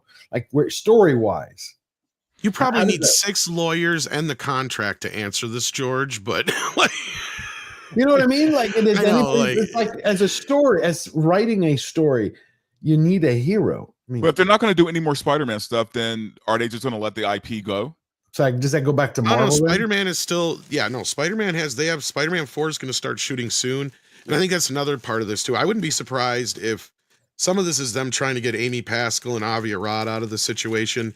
And I wouldn't be surprised if Marvel turns around and relicense back all the Spider-Man characters from Sony at some point within the next 5 years. I Okay. can see that happening. And maybe even within the next decade, them buying the rights back. It could Yeah, happen. I could see that too. I mean, these 3 movies that failed also damaged the Marvel brand. They're Mhm. still branded Marvel movies, and the general movie-going population, they don't know the difference. No one's paying attention when you see a film that has the Marvel logo up front, whether it's an MCU film or whether it's coming from Sony. And now the Sony, Right. I think these Sony movies have really hurt. I mean, the MCU could have made even Venom. I would go so far. Venom made money for Sony, but the quality of those films and the trajectory they took is not exactly helping the MCU at all. I would think they love could to have have seen been- their version of it. Yeah, but they could have been shielded from that damage because I agree. I'm pretty sure there has been some knock-on damage, but I think Marvel proper could have been shielded from it had it not already been the case that their own movies resemble too many of these Sony movies. There's not an obvious difference in where the story's going because there isn't a story to go anywhere. I was struck by the list of titles you brought up there, how many different directions it's gone off in with absolutely nothing to tie any of them together. At least in phase 1 of the MCU, it might just have been a post-credit scene of Nick Fury turning up and basically saying, I'm assembling a team. But that makes you immediately in your mind to thinking, okay, this is part of the same contiguous story. It's all leading to one destination. You might have Thor over doing one thing in one realm. You might have Captain America doing something else in a different period of time, but you've got everything tying itself together. And so you know roughly what is part of this universe and what isn't. Whereas that huge list of stuff you had, you've got Doctor Strange, who has been lost in the multiverse since Multiverse of Madness came out. Is that like 2019? We haven't seen him for years. You've got, who else have you got? You've got the Marvels. That's another multiverse thing, but in a different place. The Spider-Man films are doing their own thing. The Captain America film is going to be doing its own thing. Nothing to tie any of these together. So the fact that any individual Marvel film now scans as an individual movie means that another individual superhero film will just resemble another Marvel movie. So obviously damage will be done. I think to the entire brand of superhero movies, right? We already got the Sinister Six movie in No Way Home. That's the Sinister Six movie right there. It was more or less, yeah. No, I think the entire brand of superhero films, because for this year, you're looking at Joker, Folly Adu. You know, people are going to say, well, DC doesn't know what it's doing. You had the Kraven movie. Obviously, you had Madam Web earlier. You got Venom. You know, a lot of the movies that came out this year just didn't stick the landing, with the exception of Deadpool and Wolverine. And I think that's overall hurt the superhero comic book brand. So it's really going to be on James Gunn next year to kind of get this thing back on track. I don't think Marvel's going to do it. I don't think Captain America Brave New World, that thing has bombed all its test screenings and it's been reshooting itself into oblivion. I don't think that's going to do well. I don't know what the Thunderbolts is going to do. I think the Thunderbolts might actually be a good movie. I heard it's pretty good. I heard it's good. Yeah, but is it going to move the needle? Is it going to get people excited about superhero movies again? And then we're going to get, Superman. So I think Superman is going to be the one next year to look forward to kind of get superhero movies back on track. We're getting the Fantastic Four too, though. And then we'll see what happens with the Fantastic Four after that. But if we get a good trailer, we're supposed to be getting a trailer this week, right? I've heard everything I've heard. We're supposed to get There's an event tomorrow on the Warner lot where they're showing it to press. Okay. So we're gonna eventually get that sometime this month, within the next couple of days or so. That's going to be huge too. If the studio's doing that, that means they have tremendous confidence in the film. And I think that I'm really looking forward to James Gunn's Superman, because I think what he's going to do is combine the Fleischer-esque Superman from the 40s with the super science of DC Comics in the 70s and the 80s, and show us a very fantastical version of the character that we haven't seen before on film. Hopefully a nice and optimistic and uplifting one as well. That would be a nice change. As much as anything, because it would really, really piss off all of Zack Snyder's fans to see a really successful but optimistic Superman who isn't wearing black and doesn't go around killing people. That would be nice. I hope it's optimistic. I will say before we wrap up real quick, there is good news when we're talking about Superman in black. Henry Cavill says is now that Warhammer is moving forward and he's the executive producer. So do y'all have faith? Let's go around the board. With him as executive producer, does that mean if they're not going to cut his legs out from under him and just let him do what he wants to do, then yes, I think the executive producer, doesn't he have that power then? Then I think it's going to do well, and purely because of the fact that this is a guy who knows the game, he knows the lore, and he loves it. He loves it. He's obsessed with it. I think it's going to be something we want to watch. Okay. Yeah. You, Rob, what do you think about it? Well, I mean, look, I have high hopes, but just having one, he's not a director and he's not a writer. And what it comes down to is Warhammer doesn't exactly have, I mean, yeah, you can play custodians, you can play whatever army you want, but it's not like there's been a lot of Warhammer books written, none of which I have read. So I know that there's a lot of lore they can dip into, but it's really going to be about the characters and the stories, as it is with every movie or every novel or if there's great characters. But the thing is, Warhammer isn't known for standout individuals. Right, but I'm talking about Cavill. Since he's the executive producer, does that mean that he's going to be able to make sure that Amazon can't screw the pooch, where he's going to stick to the canon, the story? He's going to get his involvements. It'll always be trumped by whoever they hire to write and direct the movie and produce the film. Yeah, and if Cavill wasn't involved, I would have zero interest in this. I would have no interest in this at all because Cavill is involved, and I know that he cares. All right, he's one of us. He's a guy that loves the lore. He digs deep into it. He plays the games. He talks about it all the time. He is a true fan. So if Cavill's involved and he's all about it, I'm all in. All right. Yeah. The moment I hear Cavill is backed out and says, you know what, creative differences, I got to leave and go on to another project. Well, that's it for me and Warhammer. I'm done because I don't care about it anymore because Cavill is not involved. We know how Amazon has done Rings of Power. We've seen that. Yeah. So look, if Cavill's not in the room and making all of the choices and all of the decisions, you can almost best believe this is going to be a train wreck. All right. Because we've already heard some of the rumors behind the scenes about female custodians and everything else. Cavill is in there. I have trust in Cavill. Everybody else, I'm not sure about. Yeah, it's all. I mean, as a franchise in this day and age, I think it's tough to sell because it's not very inclusive. No, it's not. What is the inclusivity? I'm talking about story. What is? Oh, you're saying about Hollywood? Well, I mean, but I mean the premise of Warhammer is about war. Well, right. You know, it's a steampunk. You know, it's a cross between Event Horizon and I mean the like Dirty Dozen. I mean, but no, you're talking. I mean it's incredible. I mean, I haven't I've read played a it, little Warhammer. I've played a little bit, and it's fun, but it's not female characters are not necessarily part of Warhammer. It's definitely going to be a guy's movie for sure. But here's the thing: you know what you do? All you do is you have Henry Cavill take off his shirt a few times. Now you got something for the ladies. Yeah. So something for everybody. And the I dudes. think I would write that off. I would write off the whole four-quarter demographic thing in this particular instance. You can try and attract women to watch a Warhammer show. I don't think it will work. Whatever you do, you'll just alienate a male fan base. No, the women will be attracted, like Dante says, if you just give. Look, women like male movies too. They like beefcake. They like strong, strapping men. They love that stuff. So yeah, they like 300. Yeah, this is like 300 in space. Okay, so what's wrong with that? That sounds like a winner.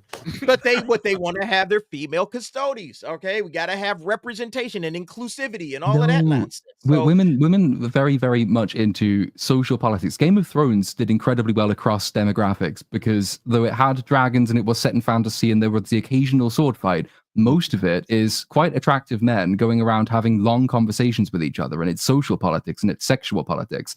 Those are the things which can counterbalance the disincentive for women to watch a fantasy or a science fiction show. I don't know enough about Warhammer to say this with any authority. I'm just going to take a guess and say that social and sexual politics and long conversation scenes don't feature much in the Warhammer lore. Not at all. Not at all. You would be making a different kind of show, right? The other way in which inclusion does make a difference is that it's all very well having a big fan in charge of these things, and you might then get, as a result, something that fans of the franchise like, but it's a lore dense thing. And unless you're going to be able to invite a mass audience in by making that relatable and inclusive in the important way, a story that makes sense to people who haven't read 500 books, then you might not get a very successful show. You might get a very niche popular thing, which on storytelling levels just completely fails. So that's one thing to maybe count against it. But here's the thing: who cares if women watch it or not, man? Do you think the makers of Bridgerton care if men watch Bridgerton? No, they don't give a shit. They don't give one fuck because we're not the target audience, man. Yeah, right. So we all got. So basically, if it's Cavill, you'll have pay. Oh, I'm in. Yeah. Okay, cool. Okay, I'm gonna read these last super chats and then we're wrapped up. Graph Web for $2. God bless him. In the name of all that is holy, cancel Disney Plus. I have never seen anyone so committed to a cause as him. Love you, Graph Web. Thank you. Cyberhunk returns for $2. There are entire factions that are female in 40K. I'm just now starting to read the book, so I don't know anything about it. But thank you for sharing that. Cyberhunk returns. Yeah, but isn't that new? Well, Cyberhunk in the chat, will you respond to that? Is that new? Is that new? Or is that part of, I guess, historical? But they're not Space Warhammer. Marines, and that's the problem. They're not Space Marines. That's the most popular faction. So All right. everybody wants to be popular. That's the problem. All right. Decades old. Cyberhunk returns says in the chat, decades old. Decades old. Cool. Cool. That's good to know. And then we got our intrepid producer who I haven't seen in a while. I miss Mexican Iron Man. Breaking. I'm in negotiations with the alien drone queen off New Jersey. She's a green, smoking hot Orion princess, and I'm going to be her cabana boy. I'm also sacrificing California since they're used to letting in illegal aliens. LOL. I understand. That's a beautiful one. Thank you, Mexican Ironman. We could. It's good to know that you're willing to take one for the team. By the way, what do y'all think of the drones? I know we're wrapping up. I'm just curious. UFO, government, foreign government. Oh, these are probably government. But here's the thing. I think people, when they hear drone, they're thinking of like the little toys, man. These things are like the size of small cars. These are huge drones. These aren't. So I would be concerned if I saw a drone that big just floating around, my neighborhood. I mean, 50 of them. Yeah, you know what I mean? Like, these are small cars. Like, these are big drones, man. Like, that's kind of scary. You, Rob, what do you think of these drones? Because it's in the news 24/7 now. Everybody's like, I think that there's something inherently fishy about this. Not just that they're drones flying around, but like Dante said, I mean, they're quite large and they're being seen all over the place. but do you think they're ours and the government's lying? Because they're like, we don't know it. Because nobody buys this. We don't know anything about it. We don't know how to stop them. Well, I mean, drone technology is highly more advanced than anybody is told. I mean, whether it's you won't be able to fight wars in the future with humans because you'll have micro drones that can fly into your ear canal and blow up and kill you. I mean, there's already swarm technology. Drone swarm technology is scary. I've read too much about it and it's terrifying. But these drones seem to me, I mean, I wouldn't be surprised if it turns out to be a marketing campaign for something. Really? I mean, People are okay. Wow. I mean, I know they show that it's crazy, but it's a really weird. People have to fly drones, and of course, we know that people can fly drones from half a world away. So our military has drone pilots in Las Vegas that are piloting drones in the Middle East. Right, because there's a guy who came out that Scott Adams shared. He's the CEO of basically a company that provides drones to the military. And he was trying to give an explanation. He goes, look, down to earth. What he thinks is it's the U.S. government sweeping and looking for something, some radiological. And I was like, then why not tell the people? I've been having these conversations because people. Yeah, no, it's quite odd because these kinds of drones are not like Predator drones. These are hovering drones, and you'd have to. A Predator drone is launched from a military base. Who's launching these drones? Where do they come from? Yeah. And where are they going? Has anyone? I mean, where's the radar? Where's the radar here? Isn't anyone tracking these things? Don't they know where they went? But see, that's what they're saying. They're saying there was a sheriff's department. He came in New Jersey, and they were showing video. They put their drones up in the air, and they're like, we can't track them because they don't give off thermal signatures. So we're like, and now they're saying, and there was a report this morning saying they're seeing drones in Germany and the UK and Australia, and I'm like, I haven't seen all over the world. Yeah, Project Insight. That's what I'm saying. Project Insight. That's where I'm going to go look. Oh. Yeah. And why can't the aliens just invade? I want to live my Independence Day fantasy. You really do. So wait, are you going to be the one with the billboard, the poster board going? Oh no. Okay. I'm going to be fighting, man. Okay, there you go. So you're going to be Randy Quaid. You're flying in. We need that clip of it. That was a great clip. I mean, if they are, I told you they were coming. I seen the signs. Yeah, no, that's beautiful. Hold on, I got to get this one clip from that because I love it. It was my favorite. I heard the aliens. You heard the aliens. Molested him sexually. No, I think my favorite one. My favorite one. An illegal alien, and she joined up. Hold on, my favorite one is the speech. I always like that one. Where is it? The speech is good. It makes me feel patriotic, and I'm not even American. It is one of the best speeches. It's great. Look a little nervous.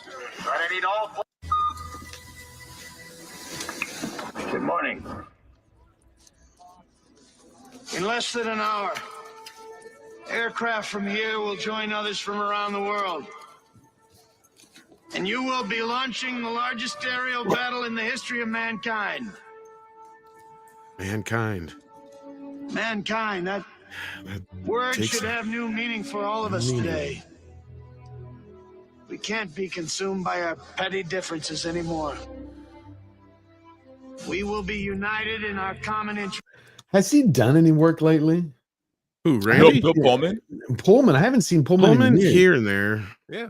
Didn't he I haven't return seen for Independence Day Resurgence, which was a terrific mistake that he made? I'm sure he was. That already never there. happened. I don't know what the fuck you're talking about, Platoon. I never saw it. You know what's crazy? He's 70 years old now. No shit. Bill Wow. Pullman is 70. Wow. Everybody, wow, unbelievable. That's crazy. Perhaps it's fate that today is the 4th of July. And you will once again be fighting for our freedom. Not from tyranny, oppression, or persecution, but from annihilation. We're fighting for our right to live, to exist. And should we win the day, Yes. the 4th of July will no longer be known as an American holiday, but as the day when the world declared in one voice, we will not go quietly into the night. We will not vanish without a fight. We're going to live on. We're going to survive. Today, we celebrate our Independence Day. Ooh, yeah. Come on now. I love Hoorah. that. Hoorah. I Yeah, love that. I love that. All right, everybody, let's go around the horn. What are you doing this week, Verbal? And where can everybody find you? Yeah, I'll be just dropping a couple more videos this week. You guys can find me on Film Thread Versus tomorrow at 1:00 PST. You can find me yapping it up with George on Wednesdays, talking about social political things. And and I am 80 subs away from 5K. So guys, if you can sub, that would be great. Yes, please go sub for Verbal. He's gonna have what are you gonna do? Champagne or something? Yeah, I'll have a show with all you guys on, and we'll pop champagne and eat gummies and do all kind of good things. So cool.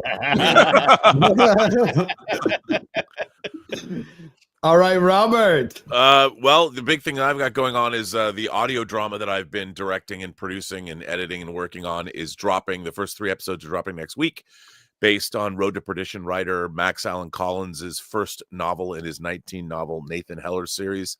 It's called True Noir, The Assassination of Anton Cermak, and it stars Michael Rosenbaum from Smallville as Nathan Heller, and it has people like Katie Sackhoff in it, David Strathairn is in it, Bill Sadler is in it. It's a great stacked cast, but it is an audio drama. But the first 3 episodes, or what we like to call Act 1, will drop on Friday, and you can pre-order the series at truenoir.co. And where's the link I can play it for everybody? That little taste of it. Oh, it's I not can up give you there. there is at truenoir.co. There is a YouTube link for I just put out a scene between Michael and Katie Sackhoff's character. That's what I wanted to.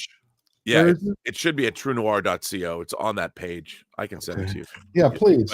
And then I'm just doing more YouTube stuff. But True Noir, I've been working on it for it's a year. And Max Allan Collins wrote all 10 scripts. And it's the first project from our new company, Imagination Connoisseurs Unlimited. And our mission statement is to work with the original creators of IP or whatever we choose to hopefully turn into an IP. The point is to have synergy between the people that are making it with the people that created it. And so we both I was the director of this, but I coerced Max into writing these scripts, and the scripts are, I'll leave it for you guys to decide for yourselves, but I think the scripts are the best scripts I've ever worked with of anything I've ever made. And it's terrific. And he adapted his own novel. So we'll see where, that's the clip. That's the new clip I put up. There we go. And I'll give you a little. This is Nathan Heller has just left the Chicago PD, and he's going to be a private detective on his own. And he's sitting down with his fiance and telling her this news for the first time. And it's Michael Rosenbaum as Nathan Heller, and Katie Sackhoff as Janie Doherty, his fiance. Beautiful. I don't think you're going to love my new job. You can't expect your uncle to start you out at the top. Janie, I never said anything about Uncle Louie giving me a job. I don't understand. You walked away from the department and a good paycheck. Why else? You know what I've always talked about. Remind me. Well, think about it. You should know me better than anybody. We are engaged. Well, I know what you've always talked about doing, but it's so impractical. A little boy's dream. Thanks for the show of confidence. It's just not realistic. These days, particularly. Well, it's what I'm doing. A private detective. You're going to be a private detective. Not going to be. I am one. Did you even think about asking your Uncle Louis for a job? Not really. I mean, why? Why did you quit the department anyway? Over that awful shooting? These things happen. I hadn't told her the whole story yet, what really transpired up at Nitty's handbook. But now I did. By the end of it, she was angry. They just came into Barney's and grabbed you. Didn't even tell you what they were up to. Louses, bums. And I suppose they expect you to testify for them at the Nitty trial. I will testify for them. Then why quit then? If you'd stayed with the department and testified, you could get something out of it. Why help them cover it up and get nothing? I am getting something out of it. A private investigator's license and a gun permit. So I can do business. Mayor Cermak himself guaranteed it. Oh, Mayor Cermak. Well, that's different. I told her about the Cermak meeting, and it impressed her. And I told her about the Nitty hospital visit, and that scared her. But when I told her about General Dawes, she perked back up. Why don't you take advantage of the generous offer? $3,000 is like $1 million. $3,000 for supervising pickpocket security at the fair would be easy money. It'd make my first year in business a rousing success, even if not a single other client walked in the door. And it would be just the beginning. You get something much better out of Dawes and your uncle. You could get a real job with a bank or a business or something. Janie, I do have a real job. I am in business. I'm president of the A1 Detective Agency. I'll be first in the yellow pages. Where do I fit in? What about the house we talked about? Look, I still have the nest egg money in the bank. I managed to start up the A1 without dipping into that, thanks to Barney's largesse. How does Barney factor into this? I told her about my arrangement with him for the office space, playing night watchman, about the furnishings he'd provided, the works. He's a good friend. Give me a year to get my feet under me and we could start looking for that house. It's not like there aren't foreclosures available. Happy now? Happy. Beautiful. I love it. You there's a sex scene. I directed an audio only sex scene. Wow. Which I didn't think that was ever going to be in my future, but there you have it. I'm curious. Did you get to watch? I did. I watched it happen right before me. And no, it's hard. That the whole thing is mixed in 5.1, and it has almost 5 hours of original music, original score. And the whole point was to make it, when you hear it in 5.1, it sounds like you're listening to a movie. So if you listen to it, on headphones, you hear the ambient noise, and like in that particular scene, you heard there's a little score, but they're also in a restaurant. And the first 3 episodes all take place before Christmas, which is why we're dropping them on the 20th. I love it. I felt like I was listening to some of the radio dramas that I heard as a kid that were replayed, like the Lord of the Rings and others from the Star Wars, Hitchhiker's Guide to the Galaxy. Yeah, all of them. I just hope you make sure you don't copyright strike me for playing that, damn it. I will not. And we own everything in there. We own. It's all ours.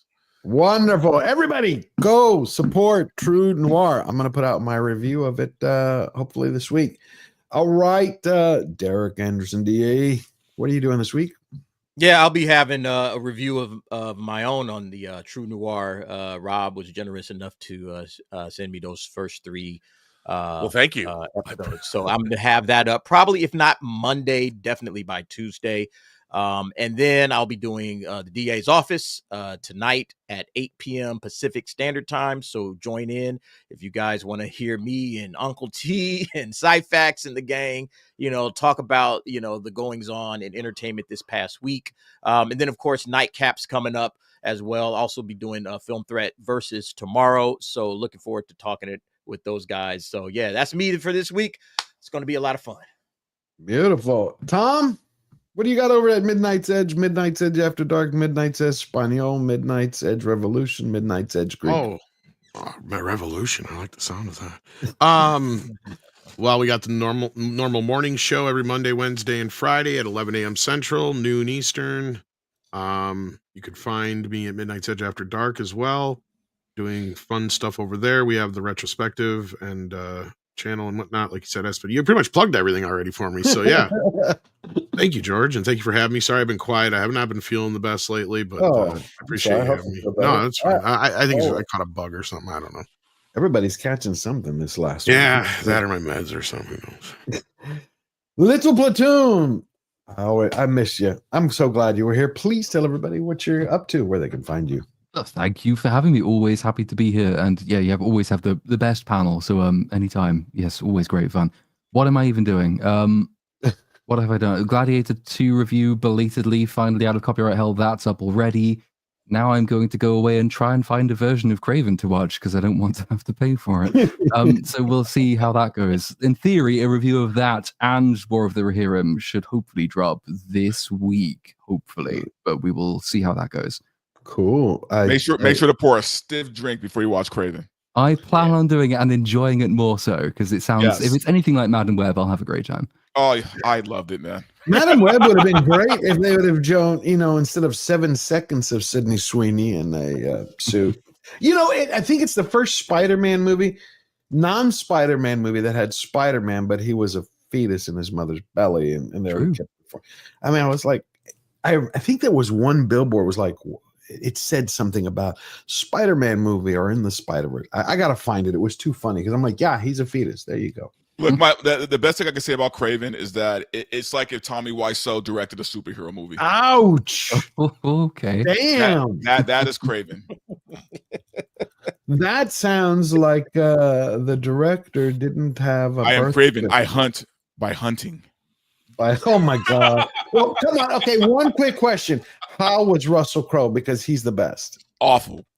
Yeah. Awful. How can Russell Crowe be was bad? awful, man. I don't know what character he was trying to portray, man. I still don't understand what his character even was. Look, Dante was too lit to pay attention to what was going on. So. No. It wasn't just that, man. Look, I'm telling you right now, Russell Crowe, I've never seen him act this badly. He wasn't the worst thing in this movie. He wasn't great though. He definitely wasn't a good. No, it wasn't one of his worst. better I'm just saying, performances. I've never seen him act this poorly though. Yeah. What did he do that was so awful? Oh, the accent was awful.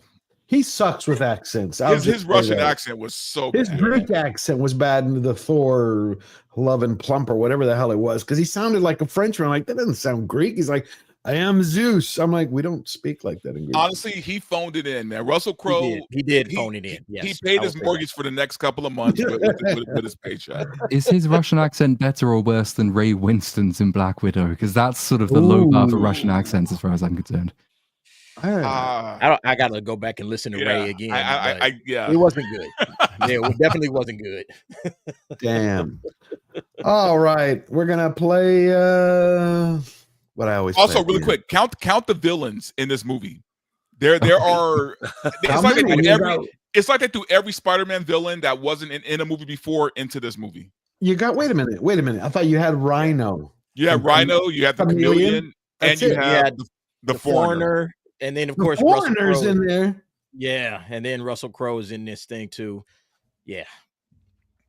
Wow. How was the CGI compared to Andrew Garfield's Rhino? The Rhino versus Rhino. Better, but that's not saying a lot. I mean, it's I look. At least they gave him the skin was the suit. At least I'll give him that. Okay. He turned into an actual rhino. All right. Wow. Yeah. What a show. Lily was awesome. The panel is awesome. Love all these people. We're just going to, well, typically I play this because I love listening to the anthem, but I'm like, all right, I'm going to play it. Let's listen to this and then we're out of here. Oh, say, can you see The hell?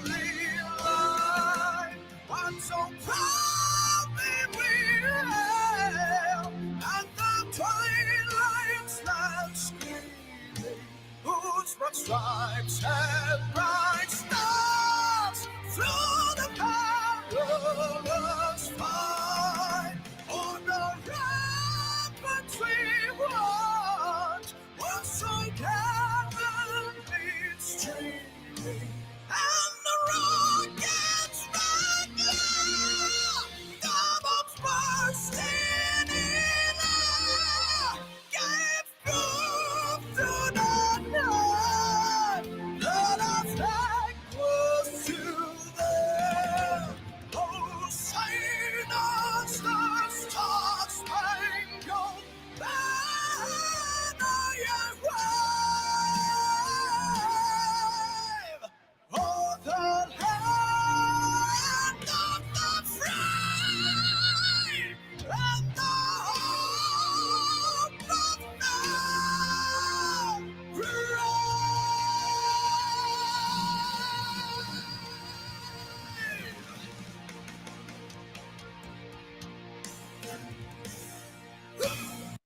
Beautiful. All right. Thank everybody for coming.